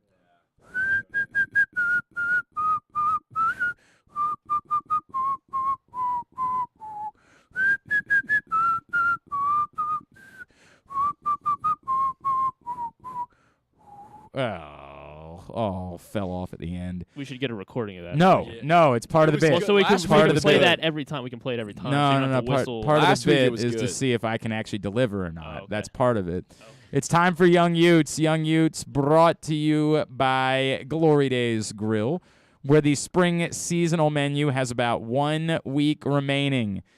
And then it's gone forever. It's at least, I was going to say gone till November, but it won't be back in November. It's gone forever. So get over there, try the open or the flash fried pork belly with the Korean No. 2 sauce, or the Cracker Jack sundae, or the strawberry salmon salad. It's all there. It's all delicious at your neighborhood at Glory Days Grill. Get your order in. GloryDaysGrill.com. Hey, so before we get to Young Utes, Carson, you have started a TikTok page? Yes, follow Glenn Clark Radio on TikTok. So is it, if I go to tiktok.com/what? Glenn Clark Radio. But does it, okay. It should come up, I think. Let's find out. Let me get that answer. Oh, there appear to be 2 videos up. Yes, there are 2 videos. So what are these 2 videos? So the first one was last week when Andrew said that he loved the idea of 2 guys. Oh, hang on a second. Did we have that audio? Yeah, I believe we did. Do we have that audio? All right. Let's see. sure Do you have that? Yeah. All right. Ready? The idea of in a couple of weeks to get the U.S. Open, Brookline Country Club in Massachusetts. I still do love the idea of 2 guys I gave you for the PGA Championship. Yeah, I really wanted to isolate it. Just I love the idea of 2 guys. Zach, please cut the audio of Andrew Steck saying that he still loved the idea of 2 guys. So I want this for the record. I need you to go back through before we do Weekend at Bookies next Thursday. I need you to go through the audio and just pull out specifically, no context whatsoever. I just specifically need Andrew Steck saying, I love the idea of 2 guys. Okay, I can do That's that. really important for me. I'm going to have Griffin. Because I just need the audio on this one. Got it. I just need, I love the idea of 2 guys. Because I think we're going to somehow incorporate that moving forward when Andrew is a part of the program. He loves the idea of 2 guys. What's the other one? The second video was a pretty interesting discussion that went down. There were some gambling odds discussed for Glenn to wear certain clothing items like turtlenecks and sweater vests. Oh yeah, I'm not much of a turtleneck man. Sweater vest on the other hand. Sweater vest, oddly enough, and it's ironic, right? Like I do own 2 sweater vests, and there's some irony involved. There was a story that involved a young I think I was young. Believe it or not, I was young once. And one night I wore a sweater vest out, and everybody made fun of me because I'm trying to think of what year this would have been, 2003, 2004. Everybody's like, what are you, 80? I'm like, no, I'm just wearing a sweater vest out for a night. And we somehow all ended up back at this girl's place who she loved the sweater vest. Yeah. Okay. Really? Yeah. Okay. Was really into the sweater vest, and the part that I didn't know is she was also into me, and I didn't know that at the time. And we were playing some sort of game. I mean, it probably was Flip Cup or whatever it is that we were playing at the time. I don't know what the young Utes play now. I don't know what the popular drinking games are. But whatever we were playing, she was like, "Let's put a bet on this." And I was like, okay, like, what did you have in mind? And it somehow involved her, like, if she lost, she was going to come back downstairs wearing nothing but the sweater vest. And that was a very fruitful night for young Glenn Clark. It was a very pleasant night in young Glenn Clark's life. Like, it was a night I think quite fondly of. And the sweater vest became kind of like a part of the story moving forward. Well, then I because understand your love for of this sweater vest. particular Yeah. night, right? Like positive memories. Yes, associated this with the sweater particular vest, night associates with really a seminal night in my, not a seminal. I mean, it was a lovely night. It was really everything about it was quite lovely. So I associate positivity with said sweater vest. So I have brought that sweater vest. I think it's gone now. It's been nearly 20 years. But I have brought that sweater vest out. Framed. It should have been framed, frankly. Frankly, it should have been framed. Unlike, there was another young lady who this is a true story. This is a straight shoot. There's another young lady who thought that I would like it if I had an autographed Juan Dixon jersey that was in a frame.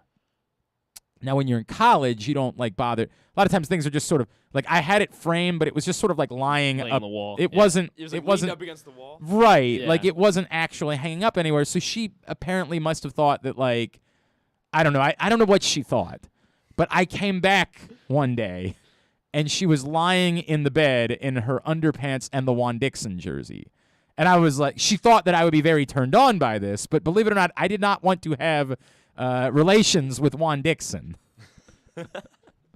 who I love, great respect for, but I did not have sexual feelings for Juan Dixon. And you can't get that jersey messed up. And that was the and other you part of can't it. Like, mess right, up like the she jersey. was wearing an autograph. Now, again, it's an autograph Juan Dixon. It's not like it was ever going to be, some $1,000 value, but it was something It's got that sentimental. yeah, it meant Yeah, a great deal to me at the time because Juan Dixon had led Maryland to a national championship. And so if I remember correctly, the story went, take that off, and she again thought that I meant that in like a sexy way.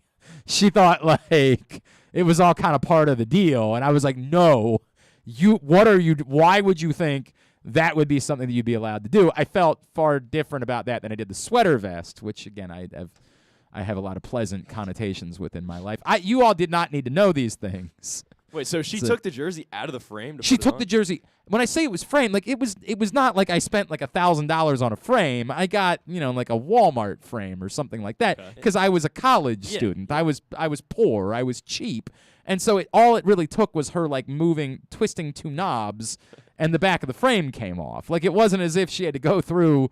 She wasn't like this was not like the Mona Lisa situation from a week ago. Yeah. Like there was not a lot of effort that had to be put in order to get this frame out. So yeah, I was not happy about that. Still, a nice young lady, and I hope she's doing well, but not thrilled about that decision. Very thrilled about the sweater vest. The sweater vest remains.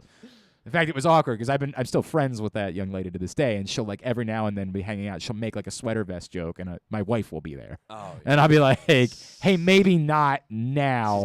Not the my time. wife might ask me a question about that later. Like she might say like, "Hey, what's the whole sweater vest thing about?" And then what am I going to do? I got to come up with a very elaborate lie about sweater vests. I don't know a whole lot of things about sweater vests. Exactly right.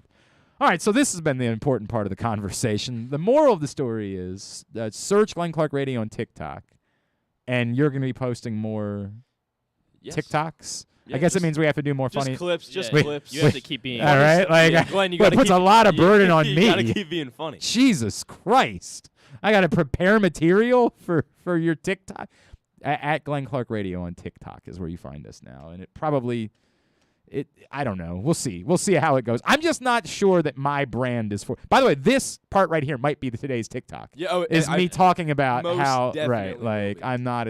I just don't know that my brand lines up with the TikTok brand. See, I would argue that it does. I think Griffin, you can. There's a Yeah, lot of yeah, I podcasts and radio show and TV show Just clips. people just on talking. Yeah, people just talking. I thought it was a lot of dancing. I thought it was a lot of depends, that. It depends. Yeah, like kind of how you interact with it. Yeah, if you like. If you The like, way- This if is- you like dancing and you like dancing, This is something you'll see dancing I know as a But fact. that's not me. So. I will never follow Glenn Clark Radio on TikTok because it would require me to sign up for TikTok, and I will not do that. Nothing wrong with that. You can create a dummy page so it looks like I'm following Glenn Clark Radio on TikTok, but I will not be doing it because that will not become a part of my life. I've got way too many vices, bro. I gotta every day. I got a hurdle. I got a wordle. I got a your hurdle. I got a quartal. I got way too much. I call it the grand slam. If I get all 4, I feel like I hit a grand slam for the day. But I'm not adding more. I will not have more of my life be sucked away. I can't do it. All right, so I'm going to definitely start doing it. We'll have to trick It's him into definitely dancing gonna at some happen. point. God damn it. Don't get me involved with this crap. Or a challenge of some sort. We'll have to do a like challenge. Eat a Tide Pod or whatever the F it 50 is. likes and Glenn will do a dance of your choice. God damn We'll do a it. poll That's on not the happening. on the It's on not the, happening. All right, what do you got? What do you got? 3 stories. All right, what are let's the do what are the this. young youths talking about, Carson? All right, so there have been multiple people who have reported sighting zebras in California. And so these have all been like on open land, people have been driving on the highway and have been spotting zebras in these open fields. And come to find out, this guy has been domesticating zebras. And Well, that can't be legal. I don't think There's it no is. way that's legal. And some of them have gotten out, and so now there's loose. Right, because there's that loose can zebras in happen. California That's a big. By the way, What a place to be right now. Gas is like $1,000 a gallon. And then, oh, by the way, there's fires every other day. And, hey, if you survive all that, maybe a zebra will come and attack you on the road. What is happening to the – is he being arrested? I don't know. I don't know if they've – I need more in depth. I don't know if they've done anything to him What yet. do you have a story that you actually pulled up, or is this just a loose thing that you found? Like that was the story. But what is the this? article was not long. It was Where does it come from? Let me find it. Oh, again. God. For God's sakes. Carson, come on. We got to do better.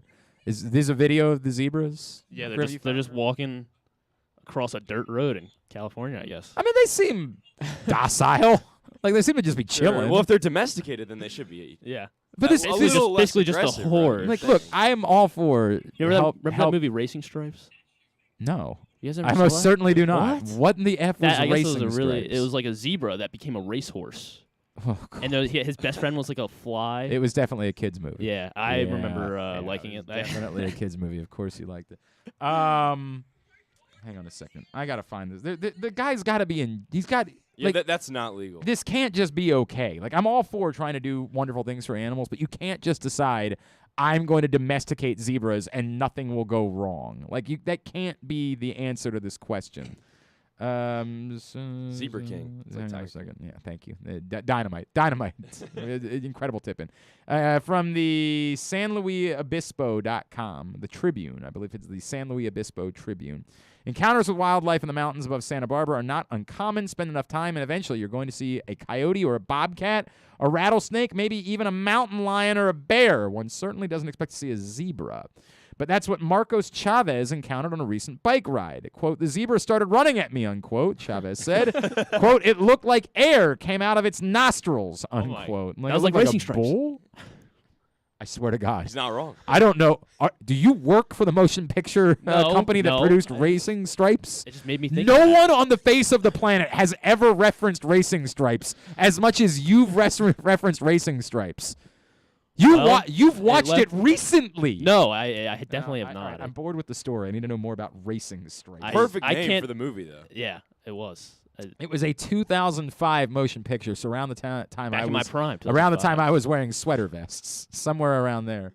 I was watching Racing Stripes and Racing Stripes is a 2005 American sports comedy family film. Yeah, sports. Sure. Horse race. Thank you. Depicted by Frederick Chao. The film was produced by script. It was released theatrically on January 4th. The film tells the story of Stripes, a circus plain zebra who is accidentally abandoned in Kentucky and raised on a farm next to a racing track. Believing he is a racehorse, Stripes dreams of training for and competing in the races. The film stars Hayden Panettiere. I enjoyed Hayden Panettiere's work. Didn't she marry? I guess I did too. Didn't she marry one of the Klitschko's? Didn't she? I have no clue who. The boxer. You don't know who Hayden Panettiere is? Oh God, you guys are so young. Jesus Christ! Both of those. I names, keep forgetting how young you are. You don't know who the Klitschko's became relevant again this year because one of them is the mayor of Kiev now. The Klitschko's were literally both heavyweight champions of the world, and now one of them is the mayor of Kiev and went to the front lines of the war. Oh, that guy. Yes, I did see that. Jesus Christ! I don't remember which Klitschko she married, and I don't know if they're still married or not. It also features the voices of Frankie Muniz, Malcolm in the Middle, Mandy Moore, who I was absolutely obsessed with in 2005. Oh, Snoop Dogg was in there. I definitely saw A Walk to Remember probably 200 times. Michael Clark Duncan. God, you guys are so young. I don't know how I'm going to be able to do this show. I don't know how this is going to work. I need someone who has some knowledge of something. Michael Clark Duncan, the late Michael Clark Duncan, Jeff Foxworthy, Joshua Jackson from Dawson's Creek. Steve Harvey. Oh, Joey Pants. Yeah, Joey Pants. 100%. David Spade. He's an all-star cast. David Spade was definitely at the point of his career where he would do anything for money. No wonder I like this. He had one strict rule: I will only work for you if you provide money. He might have gone on the Live Golf Tour at that point. Dustin Hoffman and Whoopi Goldberg. It is quite the cast. There's no doubt about that. How much? Let's see. Let's just for the sake of it, for the hell of it. $90 million at the box office on a $30 million budget. That's impressive. Oh. Now the question is, what does Rotten Tomatoes have to say about I'm not 35% on Rotten Tomatoes? 35%. So there's that. Hang on a second. Let me see if the audience feels differently about Racing Stripes. Racing Stripes. Letterboxd has 2.1 out of 5 stars. Not a great sign, my friend. No. This might not be something that you should watched it when I was admit 5. out loud. But yet you're still putting it over. Yet you're still We brought up zebras and standing by it. Yeah, this audience is score of 42%. So not so great. I believe I just saw the new Jurassic Park film does not have a great score on Rotten I know. Tomatoes. I'm very disappointed. Does not look good for the next Jurassic I'll come Park back tomorrow film. with my review. All right. You're going tonight? Yeah, I'll go tonight. Really? Yeah. My wife wants to see it this weekend, but the 38% on Rotten Tomatoes very makes discouraging. Look, I've seen all of the Jurassic Park films ever in theaters. Like, in fact, I think I had to lie to my parents in order to see the first Jurassic Park. How old film were you in when the theaters. first one came out? I don't remember exactly how old I was. That's a good question, Griffin. Yeah. I was young. 93. Yeah, I was young. I was young enough that You probably loved it. I remember asking my parents about going to see it and them saying no. Were you scared? Was it like Oh that my scary? God, I was absolutely but I'm trying to remember. I want to say that we went with my buddy's older brother, and so I was trying to be cool and pretend like I wasn't scared, and that was very difficult to do. That was a tough thing. All right, number 2. All right, so Taco Bell. That's a personal favorite of mine. Is this the thing in Minnesota? Yes. It's stupid. We are making way too big of a deal of this. I'm going to go to war. I don't. Go ahead. Go ahead. All right. Well, so Taco Bell opened its first. They're calling it like the high-tech locations. The first one just opened in Minnesota. It's called a Defy concept. I don't know why, but that's the name of the concept. That's what they look like. That right? was sick. Looks like a bank. Yeah, it does. It looks exactly like a bank. You're 100% right. And the concept is very similar. Yeah, exactly. So the concept is they have these digital screens when you pull in, and they're also supposed to have more lanes. So you pull in and you order on the screen, and then your food drops down to you in like a capsule, and you take it and you go.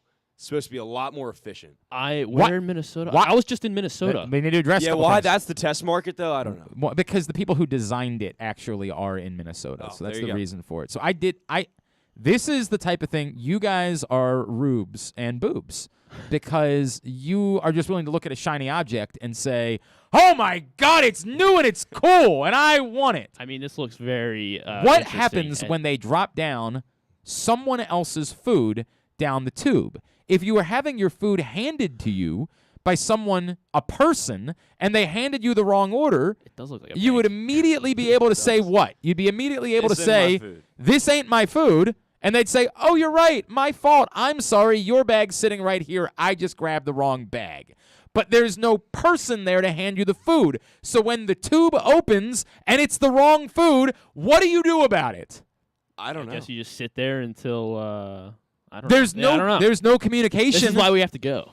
Yeah. There's no speaker. So we gotta go. You now have to go drive, park, walk back in, which defeats the entire purpose of why this started. If you went to the drive-thru after it's closed, I don't even know if that's going to be an option for you. You have to go back, get in line, go through the process again, say, "Hey, you gave me the wrong food." And let's be fair, it's a Taco Bell. At some point, you're going to get the wrong food. I get it. Popeye's far more likely.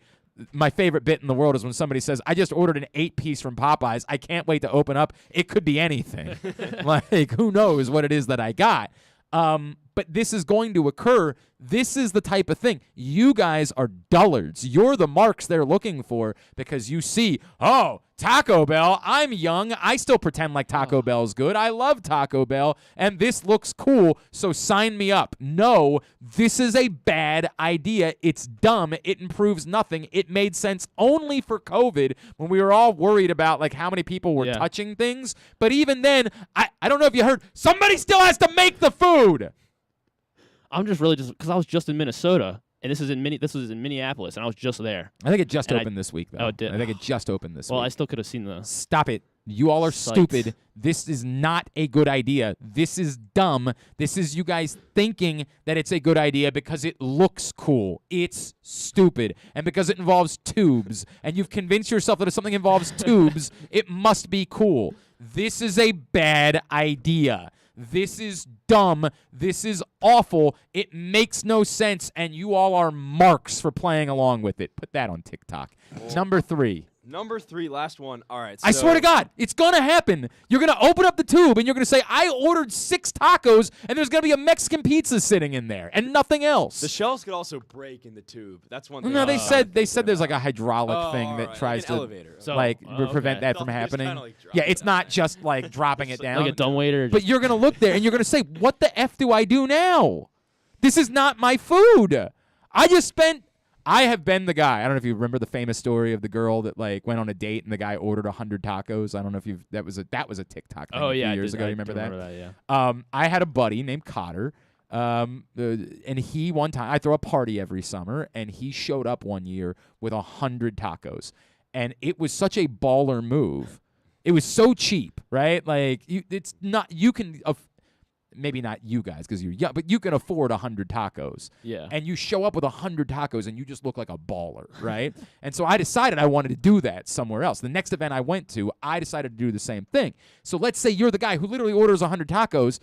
That is still $100 plus worth of food. And what comes down the chute is a couple of Mexican pizzas. And you're like, what the hell, man? Like, what do I do here? There's no answer. There's no recourse. There should be a human being at the window giving you your food because you should be able to say, hey, did you guys remember to put all the fire sauce in there that I asked for? No, you didn't? Well, no problem. We can correct it right now. If you don't, if they just put the food down and they forgot to give you your fire sauce, what are you doing? You're screwed. Bad idea. You guys are marks. Shiny red object. Woo, boy. It's like you're the guy, the dog that was obsessed with the squirrels from the movie Up. Like, squirrel, and you're just distracted by it. Well, this is stupid. This is not a good idea. This improves your experience in 0 ways. It worsens it. I get to say I did it. Oh, God, I hate you. Finally, number 3. All right. So over the weekend, marks, just marks. You are exactly who they're looking for. By the way, there are things that I am marks for. Don't get me wrong. Anytime anything pickle flavored comes out, I'm going to go try it, and then I'm going to say, that wasn't worth it. Only thing that should be pickle flavor is pickles. All right, now get the F out. All right, this is it. Carson, congratulations. You've been promoted. So the Queen. Hang on. Next week, Griffin, we need you to train Carson on how to run the board, and then do a really good job. All right? Do a really, really good job of training Carson how to run the board, okay? All right, so we're going overseas for the last one. Okay. The Queen's Jubilee ceremony. The young Utes care about the Queen's Jubilee. By the way, thank you, Brian Powell. Hayden Panettiere and Vladimir Klitschko divorced in 2018. That's very sad. I'm always sad. Vitaly is the mayor of Kiev, and both he but Vladimir is also on the front lines of the war. So good on the Klitschkos. Go ahead. So I don't think the young Utes really care about the ceremony, but what happened during the ceremony is something that people are talking about. So the Queen's Guard and like a bunch of the soldiers were all there, and all these people have to stand at attention for like hours on end, and it's very hot. And these guys were just fainting, just passing out, Jesus dropping Christ. like flies. And the thing, the worst part about it is, no one can help them because they all have to be standing. This there is in so. uniform. Everything in these. When we talk about institutions we need to fight, this is the institution that needs to be brought down. This institution is bull s. This is the dumbest thing I've ever heard in my entire life. Well, that's not true. I've heard far dumber. This is very dumb, though. Yeah. It's also the hard-ass thing about the heat that people have. Like, oh, what? You can't take a little heat? People die in the heat. There's a reason why every stadium that's built should have a roof on it now. Because you know what I'm not going to do on a Sunday afternoon any longer? Go sit in 105-degree heat with the sun trying to murder me. I'm out. Forget it. Not going to occur. All right, we've got a total. We've got 5 of the guards fainted. Jesus Christ. And what they do is, I looked up the process. I did a little bit of research. So they have to wait until it's like the proper time and like the Queen is not present or something like that, and then they finally get 2 dudes to bring a stretcher out and they take the guy away. But it's like a whole row of soldiers at attention, and then one of them. And by the way, they believe that's a statement about it. So like no, we couldn't do that to the Queen. We couldn't. If somebody dies because they couldn't get there, then it was worth doing it for the Queen. Jesus Christ. I don't know if the queen has any power. I think she's more of a No, symbol. she's I a think. symbol. Yeah, she's a symbol. But trust me, I've got British friends. You don't mess around with it. It's more important than life itself, legitimately, as is proven by the fact that these people are willing to die just to stand near the queen. We got problems, man. Society. No, we're not taking a break. We can break after we do this. It's a joke, man. Proctor does point out that 38% on Rotten Tomatoes is twice the score of Morbius. I was so excited about Morbius. I'm really mad about how it all looks. Also, do you look like? Hang on a second. I'm trying to tell. Proctor's also trying to tell me that you look like somebody. I think. So. I have a couple lookalikes that I get sometimes. All right. Anyway.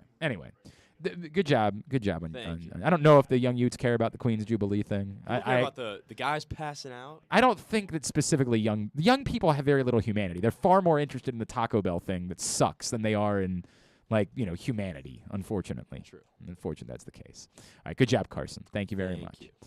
All right, let's talk a little bit more. We earlier in the week we were dealing with the additional information that we got about Grayson Rodriguez and his grade 2 lat strain, and someone that we typically go to whenever we deal with injuries, but usually football injuries, is our friend Dr. David Chao. And I didn't know, just because we're not even talking about like a baseball injury, we're talking about literally a minor league baseball injury. I had no idea if Dr. Chao would be able to tell us more, but he certainly knows about lat strains. Let's make that abundantly clear. And joining us now from SICScore.com, the former Chargers team physician, Mr. Pro Football Doc himself on Twitter. He is our friend, Dr. David Chao, and he's back with us now here on GCR. Dr. Chao, it's Glenn and Griffin in Baltimore. It's always good to chat with you. Thank you for taking the time for us.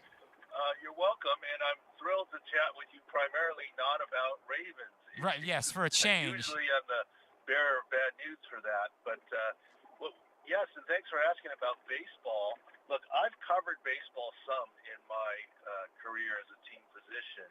However, I don't have the same vast breadth of experience that I do in football as a head team physician for a couple decades, et cetera. So we actually started Sports Injury Central to be Kleenex for all injuries. So we cover Major League Baseball and minor league baseball when it's a top prospect. And we have a former Texas Rangers doctor, a Chicago Bulls doctor, Houston Rockets doctor, et cetera.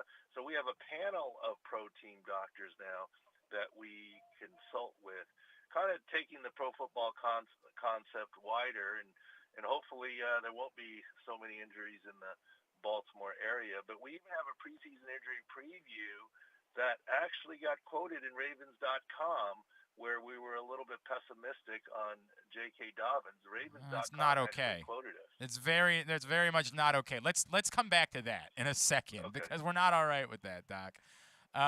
Let's start when I say the words grade 2 lat strain. Dumb. Remember, as always, I'm a dumb guy. What does that mean? What do I need to know about a grade 2 lat strain for Grayson Rodriguez? Well, as an orthopedic surgeon, we're often called in the medical profession bonehead, so we'll keep it simple here, no issues. Grade 2, to overly simplify, is a moderate lat strain, okay? And 1 being mild and 3 being severe, mild, moderate, severe. So by definition, the bad news is a moderate strain means that there's tearing of the muscle and tissue. Partial, but there absolutely is tearing if you looked at it on MRI / with a microscope. So it's a partial tear of the lat, grade 2. That's the bad news. It is a tear. The good news is no surgery and it's going to get better. But the question, of course, is how long. Right. And I feel like it's how long combined with is it so a lot of people say, hey, maybe he could be back by September, and then there's this follow-up, well, like, is it worth it? Like, the Orioles are not likely to be, contending in September, and Grayson Rodriguez has not yet pitched at the major league level anyway. We all think he was getting there. Is it worth it to try to rush? Timetable-wise, would it make sense for someone to attempt to come back and pitch, knowing the violence in what you're doing in as early as September from an injury like this, especially given that it's not likely to matter all that much? Well, what matters is his development long term, right? He's his top prospect. What he does on the field this year doesn't matter. So I think that's the lens that the Orioles will treat this with. And thank you guys for bringing it up. We might not have covered it if you had called and asked about it. It's worth covering. So we do have the article up at Sports Injury Central, sicscore.com. And what we say there is if he were in the major leagues, which he's not right now, this would be a 60-day IL type injury. Okay. This is not 15-day pitcher injury. It's not grade 1, it's grade 2. He would be out for 60 days. Then there's some ramp-up period. Let's say he felt better at 45 days. There's still a ramp-up period. But this typically would have him out a couple of months.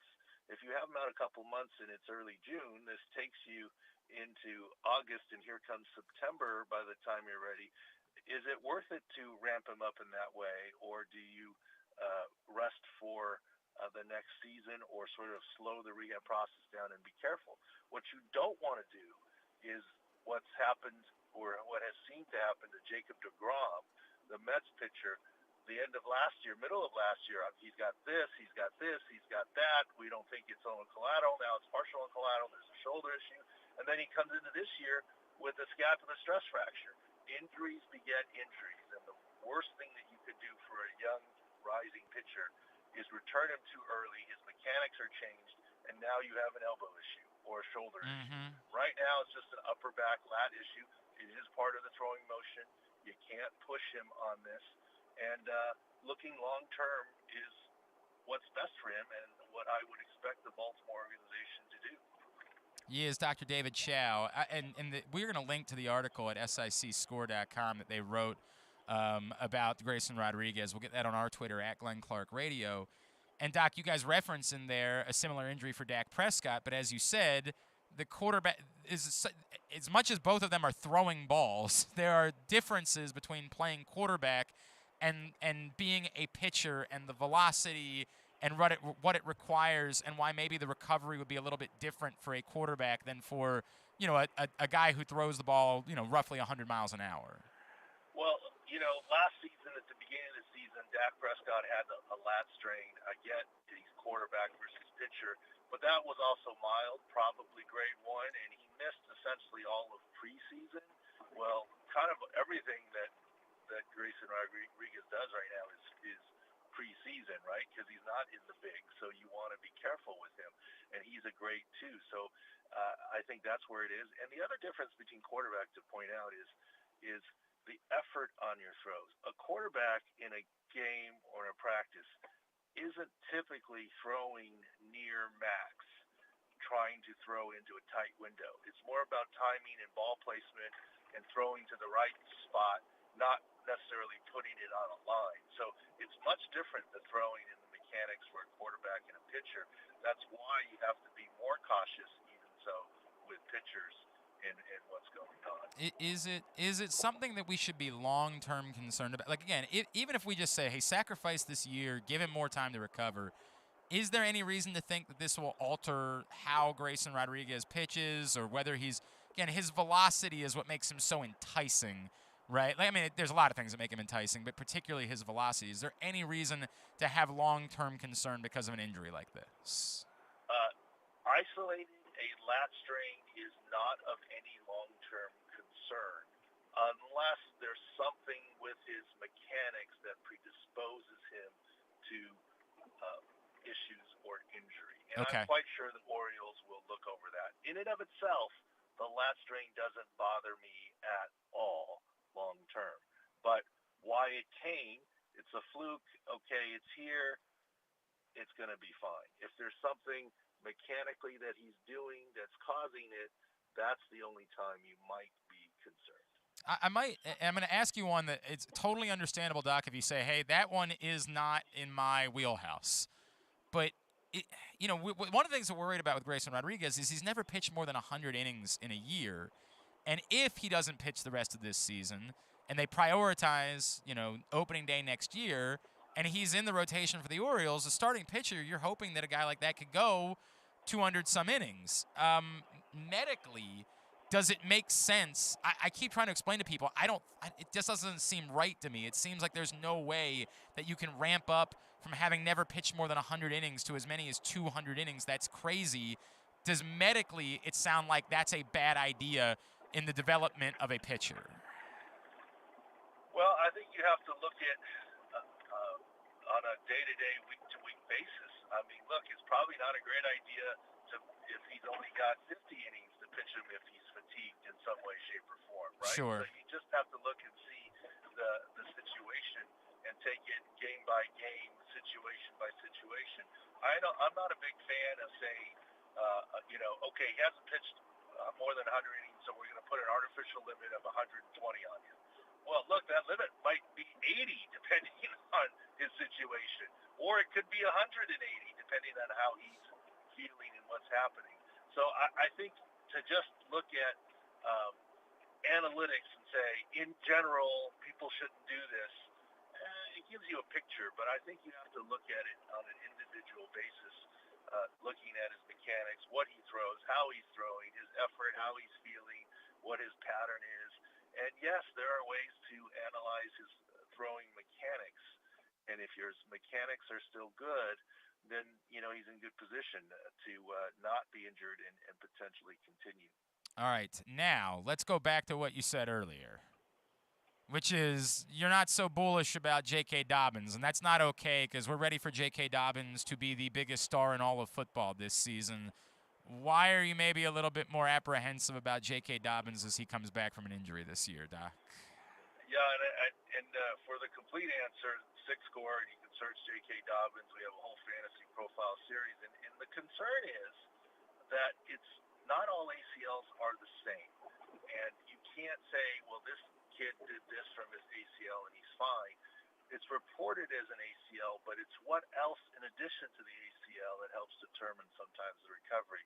And by video and by reports, there seems to be involvement with a second ligament, the LCL, and that is what adds to the concern. So you can't say, hey, he was an early season ACL, and so he's got the time and he's ready to go.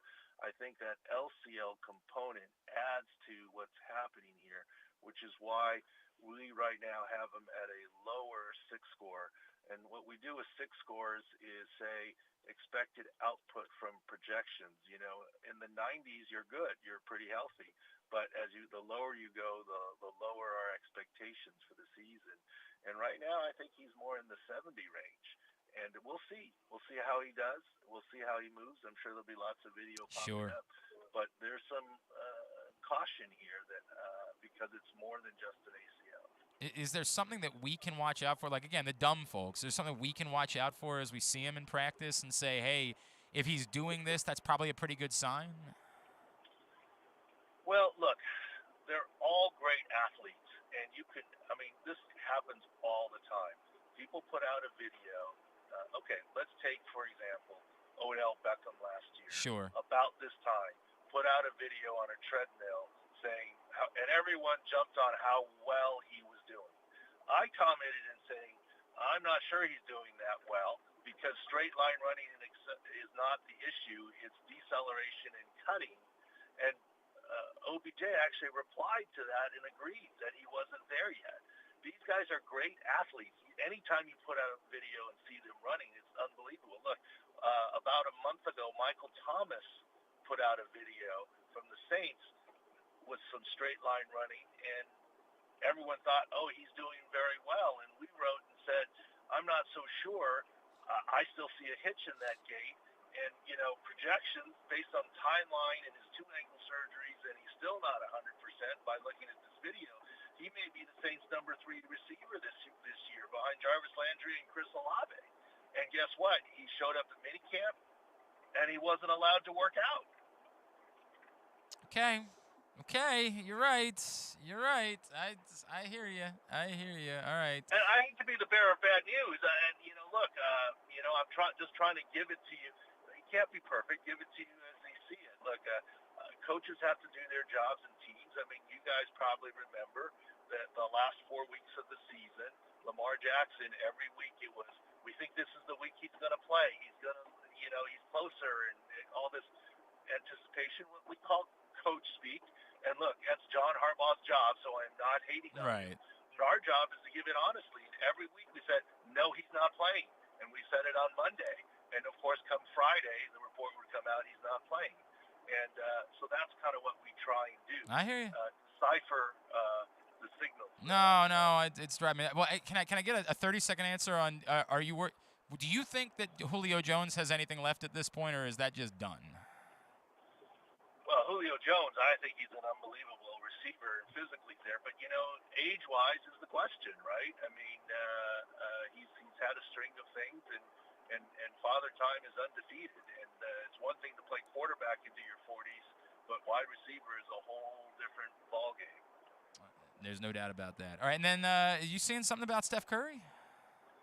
Yeah, well, Steph Curry obviously had this foot issue. He says it aggravated about it, but here's the headline, and we're posting an article soon, that I actually have more worry for Jason Tatum and his shoulder and his finger than I do for Steph Curry and his foot, even though that Steph Curry's foot seems to be the conversation since he limped off the podium and acknowledged the foot issue. All right, we will be looking forward to more information about that. Again, SIC6score.com is the website. At ProFootballDoc on Twitter is how you follow him. Doctor, is there anything else we can plug for you, man? Oh, no, I'm just happy to have a conversation, and somehow we still got the Ravens, huh? Yeah, we did. We always do, and we always will. At one of these days, we're going to call, and you're going to be like, Glenn, I've got great news for you, but that day is just probably not going to come anytime soon, unfortunately. Doc, appreciate taking the time for us as always, sir. Let's do it again soon, all right? All right, thanks. Dr. David Chao, former Chargers team doctor, Pro Football Doc on Twitter. Like the idea that there's no reason to have any long-term concern about the injury specifically with Grayson Rodriguez, although he does point out, like, hey, if there's something about his delivery that leaves him more susceptible to that injury, that's something the Orioles will have to take a look at. Today's show also brought to you by Simply the Bets. Every Tuesday morning at 11:40 a.m., we bring you Simply the Bets. Every other Thursday morning at 11:40 a.m., so it'll be back next week. By the way, I didn't even realize Andrew Stecca was checking in. I'm sorry, Andrew. Stecca was checking in. He's mad because I don't care about golf, but, he does. So he's like, hey, the future of the PGA Tour does impact some of us. Okay, fine. Not me. Not my concern. Points out the big thing we're constantly missing when we talk about this is that the PGA Tour isn't run by the U.S. government. So but the U.S. isn't a great country either arguments don't hold water. I completely agreed. There's no – and we'll do the secondary thing. We'll say, like, oh, you take money from Nike, huh? Well, Nike's involved with this country, and they do this. This is direct. This is a straight shoot. There is no way to get lost in translation or to say anything other than you are choosing directly to participate in sports washing for a murderous terrorist regime. That's it. Direct decision that you've made to be involved with this. Look, man, I do a pro wrestling podcast, and they go to Saudi Arabia and do events, and it's gross, and we talk about how gross it is. Now, I don't refuse to watch them. So if you're a golf fan and you say I'm not going to refuse to watch this, I don't know all the right answers. The cognitive dissonance thing, this is not easy.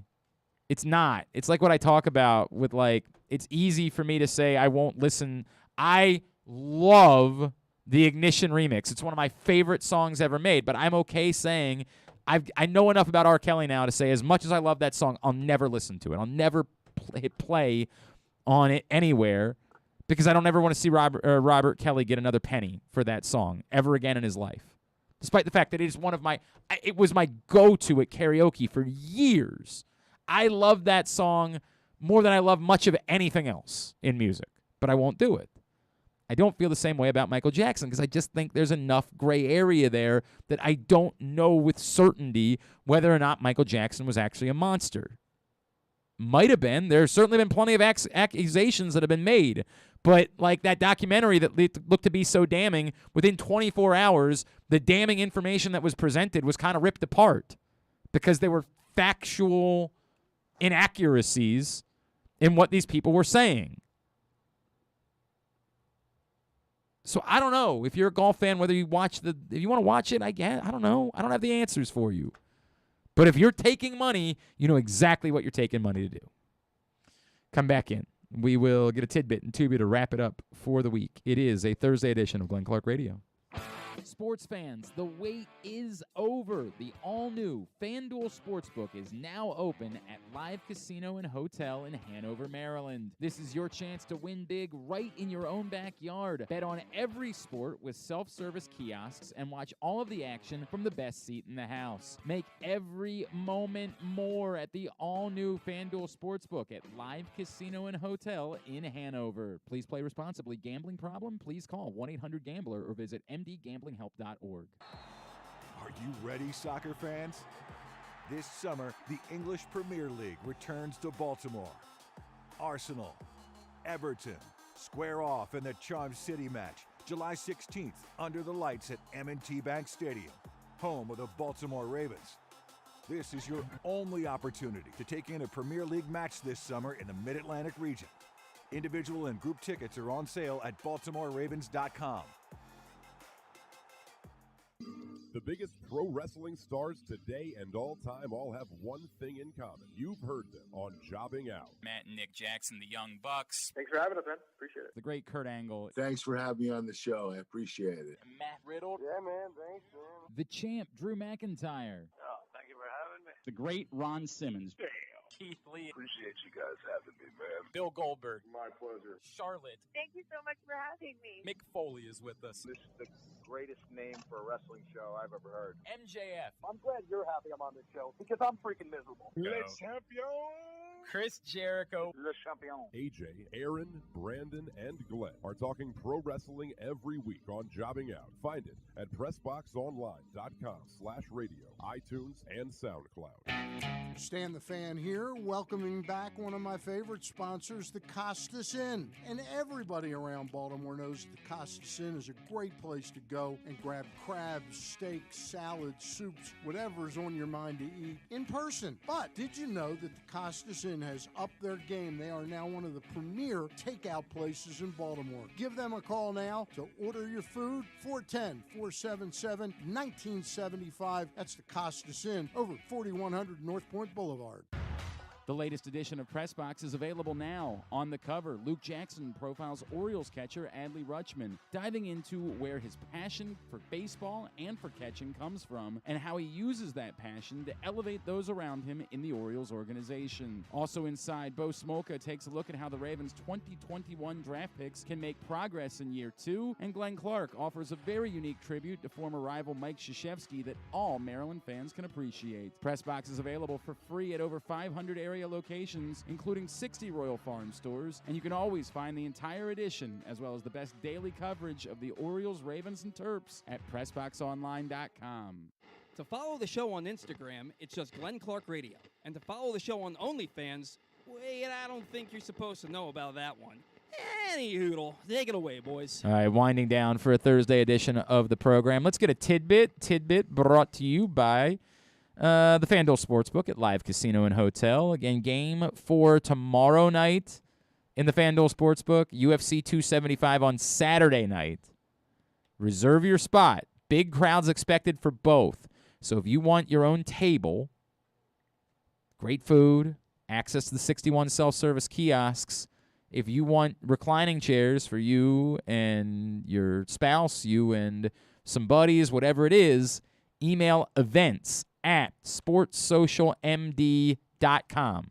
Say, hey, we're thinking about coming out Friday night. Do you have a table available for us? Do you have? Because when you get there, there's a chance that there'll be some seating available, but there's also a chance that it'll be standing room only by that point. Because these are big crowd events. NBA Finals, UFC fights, Friday night for Game 4, Saturday night for UFC 275. They're going to show the Belmont. That you unfortunately just cannot bet on it. It's just the nature of the laws in the state of Maryland. You have to bet on horse races at the tracks. So they'll show it. If you have another way to go about betting on it, we'll all look the other way. You can watch it and then hang out for UFC 275 afterwards in the FanDuel Sportsbook Live Casino and Hotel Maryland.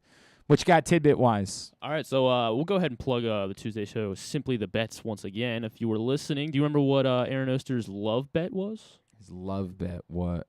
It was Robert Williams over 1.5 blocks. Oh, that's right. Yeah. And he got that. He well, apparently he's gotten it every game, and they've just never moved the number. He got that 40 seconds into the second quarter. Yeah. On his way to 4 blocks in the game. I don't really understand why they haven't moved that number. Yeah. So that's I free money at this I guess point. it's tough, right? Because you have to move it a full block, essentially, and I don't know. Yeah. I don't know. So he's at 10 blocks now in the series. And so, that made me got me thinking about who are the best defenders, best shot blockers, and have the best single series in an NBA Finals. So, Glenn, I would like to see if you can you tell me who the top 7 players are with the most blocks in a single NBA Finals? Not, but... So, Robert Williams has 10 Right. through 3 games, and he doesn't crack, the top 20 yet. Okay. But he is on his way to... How about get up there. Dennis Rodman? Dennis Rodman, not top 7. How about Shaquille O'Neal? Shaq is not top 7. He is on there on the list. He's too far down for me to count, but he's got 17 in 2001. How NBA about Finals. Bill Russell? Bill Russell? Looking for green on here. No, I don't see Bill Russell on here. Maybe they blocks might not have been a stat back then. I didn't even think about that. Yeah. Mutombo made the finals, but I'll say Mutombo, but I don't think he was in the finals long enough because it was only, I think the only time he made the finals was the Nets. Yeah, he is not on there. Mutombo did not make for blocks in a single NBA Finals. How about... There's a lot of long guys here. How about... Carson jumping? Sure, of How course. about Hakeem Olajuwon? There you go. That's a He good is number one. 3. That's a good one. In 1994. How about Tim Duncan? Tim Duncan is number 1. Yeah, there you go. 32. All right. He had 32 blocks in a single series. It was a 6-game series, too. He had 32 blocks in 2003. So you have 1 and 3, yeah. Olajuwon had 27 for reference, but Duncan had 32. Robert Parrish, hail to the chief. He is not on here. Damn. Did not make the list. How about Kareem? Yes. Okay. Kareem Makes some Abdul-Jabbar, sense. number 4. He had 23 blocks in 5 games back in 1980. How about... How about... Could Moses Malone be on the list? He is not top 7, and I do not see him here in the top 20-ish. How about LeBron? No, not LeBron. I think steals. I think LeBron's up there, but not blocks. You think of the famous block from the... Yeah, he had 16 back in Game 7. He had 16 blocks back in 2016. Kevin McHale. He is high on the list, but not top 7. Jesus Christ. He had 15 blocks in 1986. All right, you're going to have to start... How about Ben Wallace? There you go. Oh, Yeah, that's a Ben good Wallace. one. That's a good one. Number 7.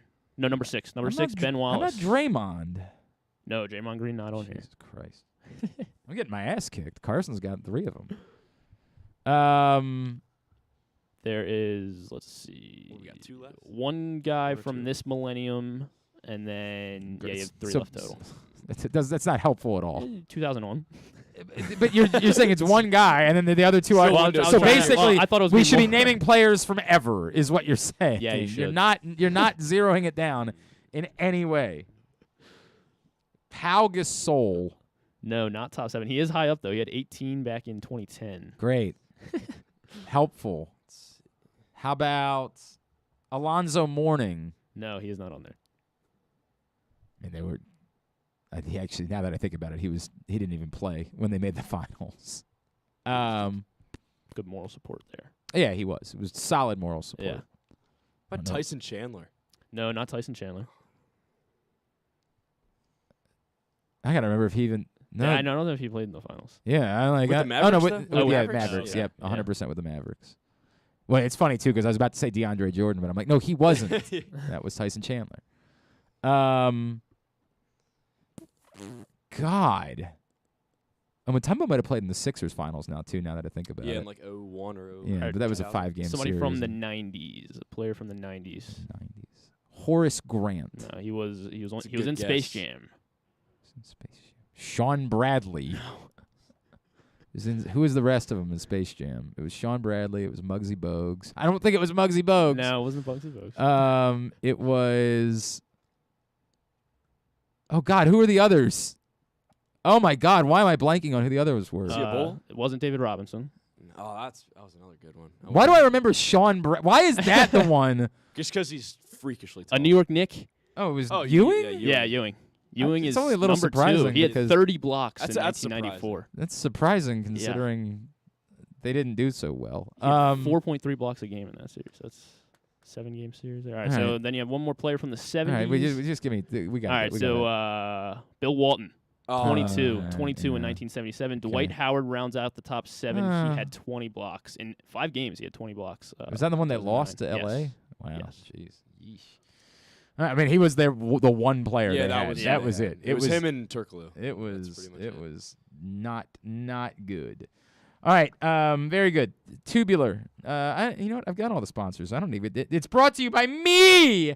Me. Yes. Here's what's coming up tonight. Totally Tubular. Masson 2, Orioles Royals at 8. Jordan Lyles, because he didn't pitch last night, will instead pitch tonight against Chris Bubic. I'm not really sure if I'm being honest with you. Bubic? I think it's Bubic. I don't know. No, that's not right. You have no clue. You have no clue. This is when I don't know, I can say I just don't know. It's nothing like that when somebody else jumps in and is like, I know what it might be. I just don't know what it is. Masson Nationals Marlins 6:40. It's also on MLB Network and the rest of the country. MLB Network, Dodgers, White Sox at 2, then Rockies, Giants at 5, locally Pirates, Braves at 7, Red Sox, Angels at 9:30. Game 2 of the Women's College World Series. Texas is a machine. Oklahoma. Sorry, yeah, that's what I meant to say. Oklahoma is I mean, that game was over in the first inning. Yeah. Game 2 is they try to wrap that up, a title tonight at 7:30 on ESPN2. Game 5 in the Eastern Conference Finals, pivotal Game 5 is the Lightning and Rangers are tied up 2 apiece, 8 o'clock on ESPN. Round 1 of the Canadian Open at 3 o'clock on the Golf Channel. UEFA Nations League, Portugal, Czech Republic at 2:45 on FS1. WWE Network for NXT UK at 3. Access TV for Impact Wrestling at 8. Some non-sports highlights. Not much doing. Fox at 8 o'clock, MasterChef Junior. And then, I mean, the big thing, I think, is Jurassic World Dominion coming That's out. in Though. theaters. That's It's in not- theaters. I don't think I you mean, can there's stream it. really nothing. All right. There's really MasterChef nothing. Junior matters. Rat in the You kitchen. will not show it disrespect. Okay, I'm not, but All right. they're not. They can't headline. All right, Carson, you are on social media. Yeah, just at Carson Ware, and Ware's WAIRE. And you should follow at Glenn Clark Radio on TikTok. Yes, please do. Follow at Glenn Clark Going Radio big on time. TikTok. Yeah, we'll see. We'll see. Be there in no time. Yeah. Thanks today to Dr. David Chao. Thanks also to, oh God, why am I? Tony Massenburg. Jesus Christ. I don't know what just happened there. It's like I had a stroke. And Brandon Copeland as well. We'll get all of it up in the greatest hits section of the better tab at glennclarkradio.com. Tomorrow on the program, Stan the Fan is going to sit in with us from 10 to noon. Looking forward to that. Jim Bowden will join us. We'll have some MLB draft talk and just some Orioles talk in general with Jim Bowden, what he thinks about the Trey Mancini situation. We'll do all of that on the program tomorrow, as well as Stuff and Things. Thanks to everybody at PressBox, all of our great sponsors and partners, including Glory Days Grill, Royal Farms, Grade 8's Memorabilia, the FanDuel Sportsbook at Live Casino and Hotel, the Charm City Match, the Baltimore Orioles, your local Toyota dealer, buyatoyota.com. Thanks to Griffin at Griffin_Bass. Thanks to Ryan at RexSpexRyan. Follow us on Twitter, Instagram, and TikTok at Glenn Clark Radio. Have a great Thursday night.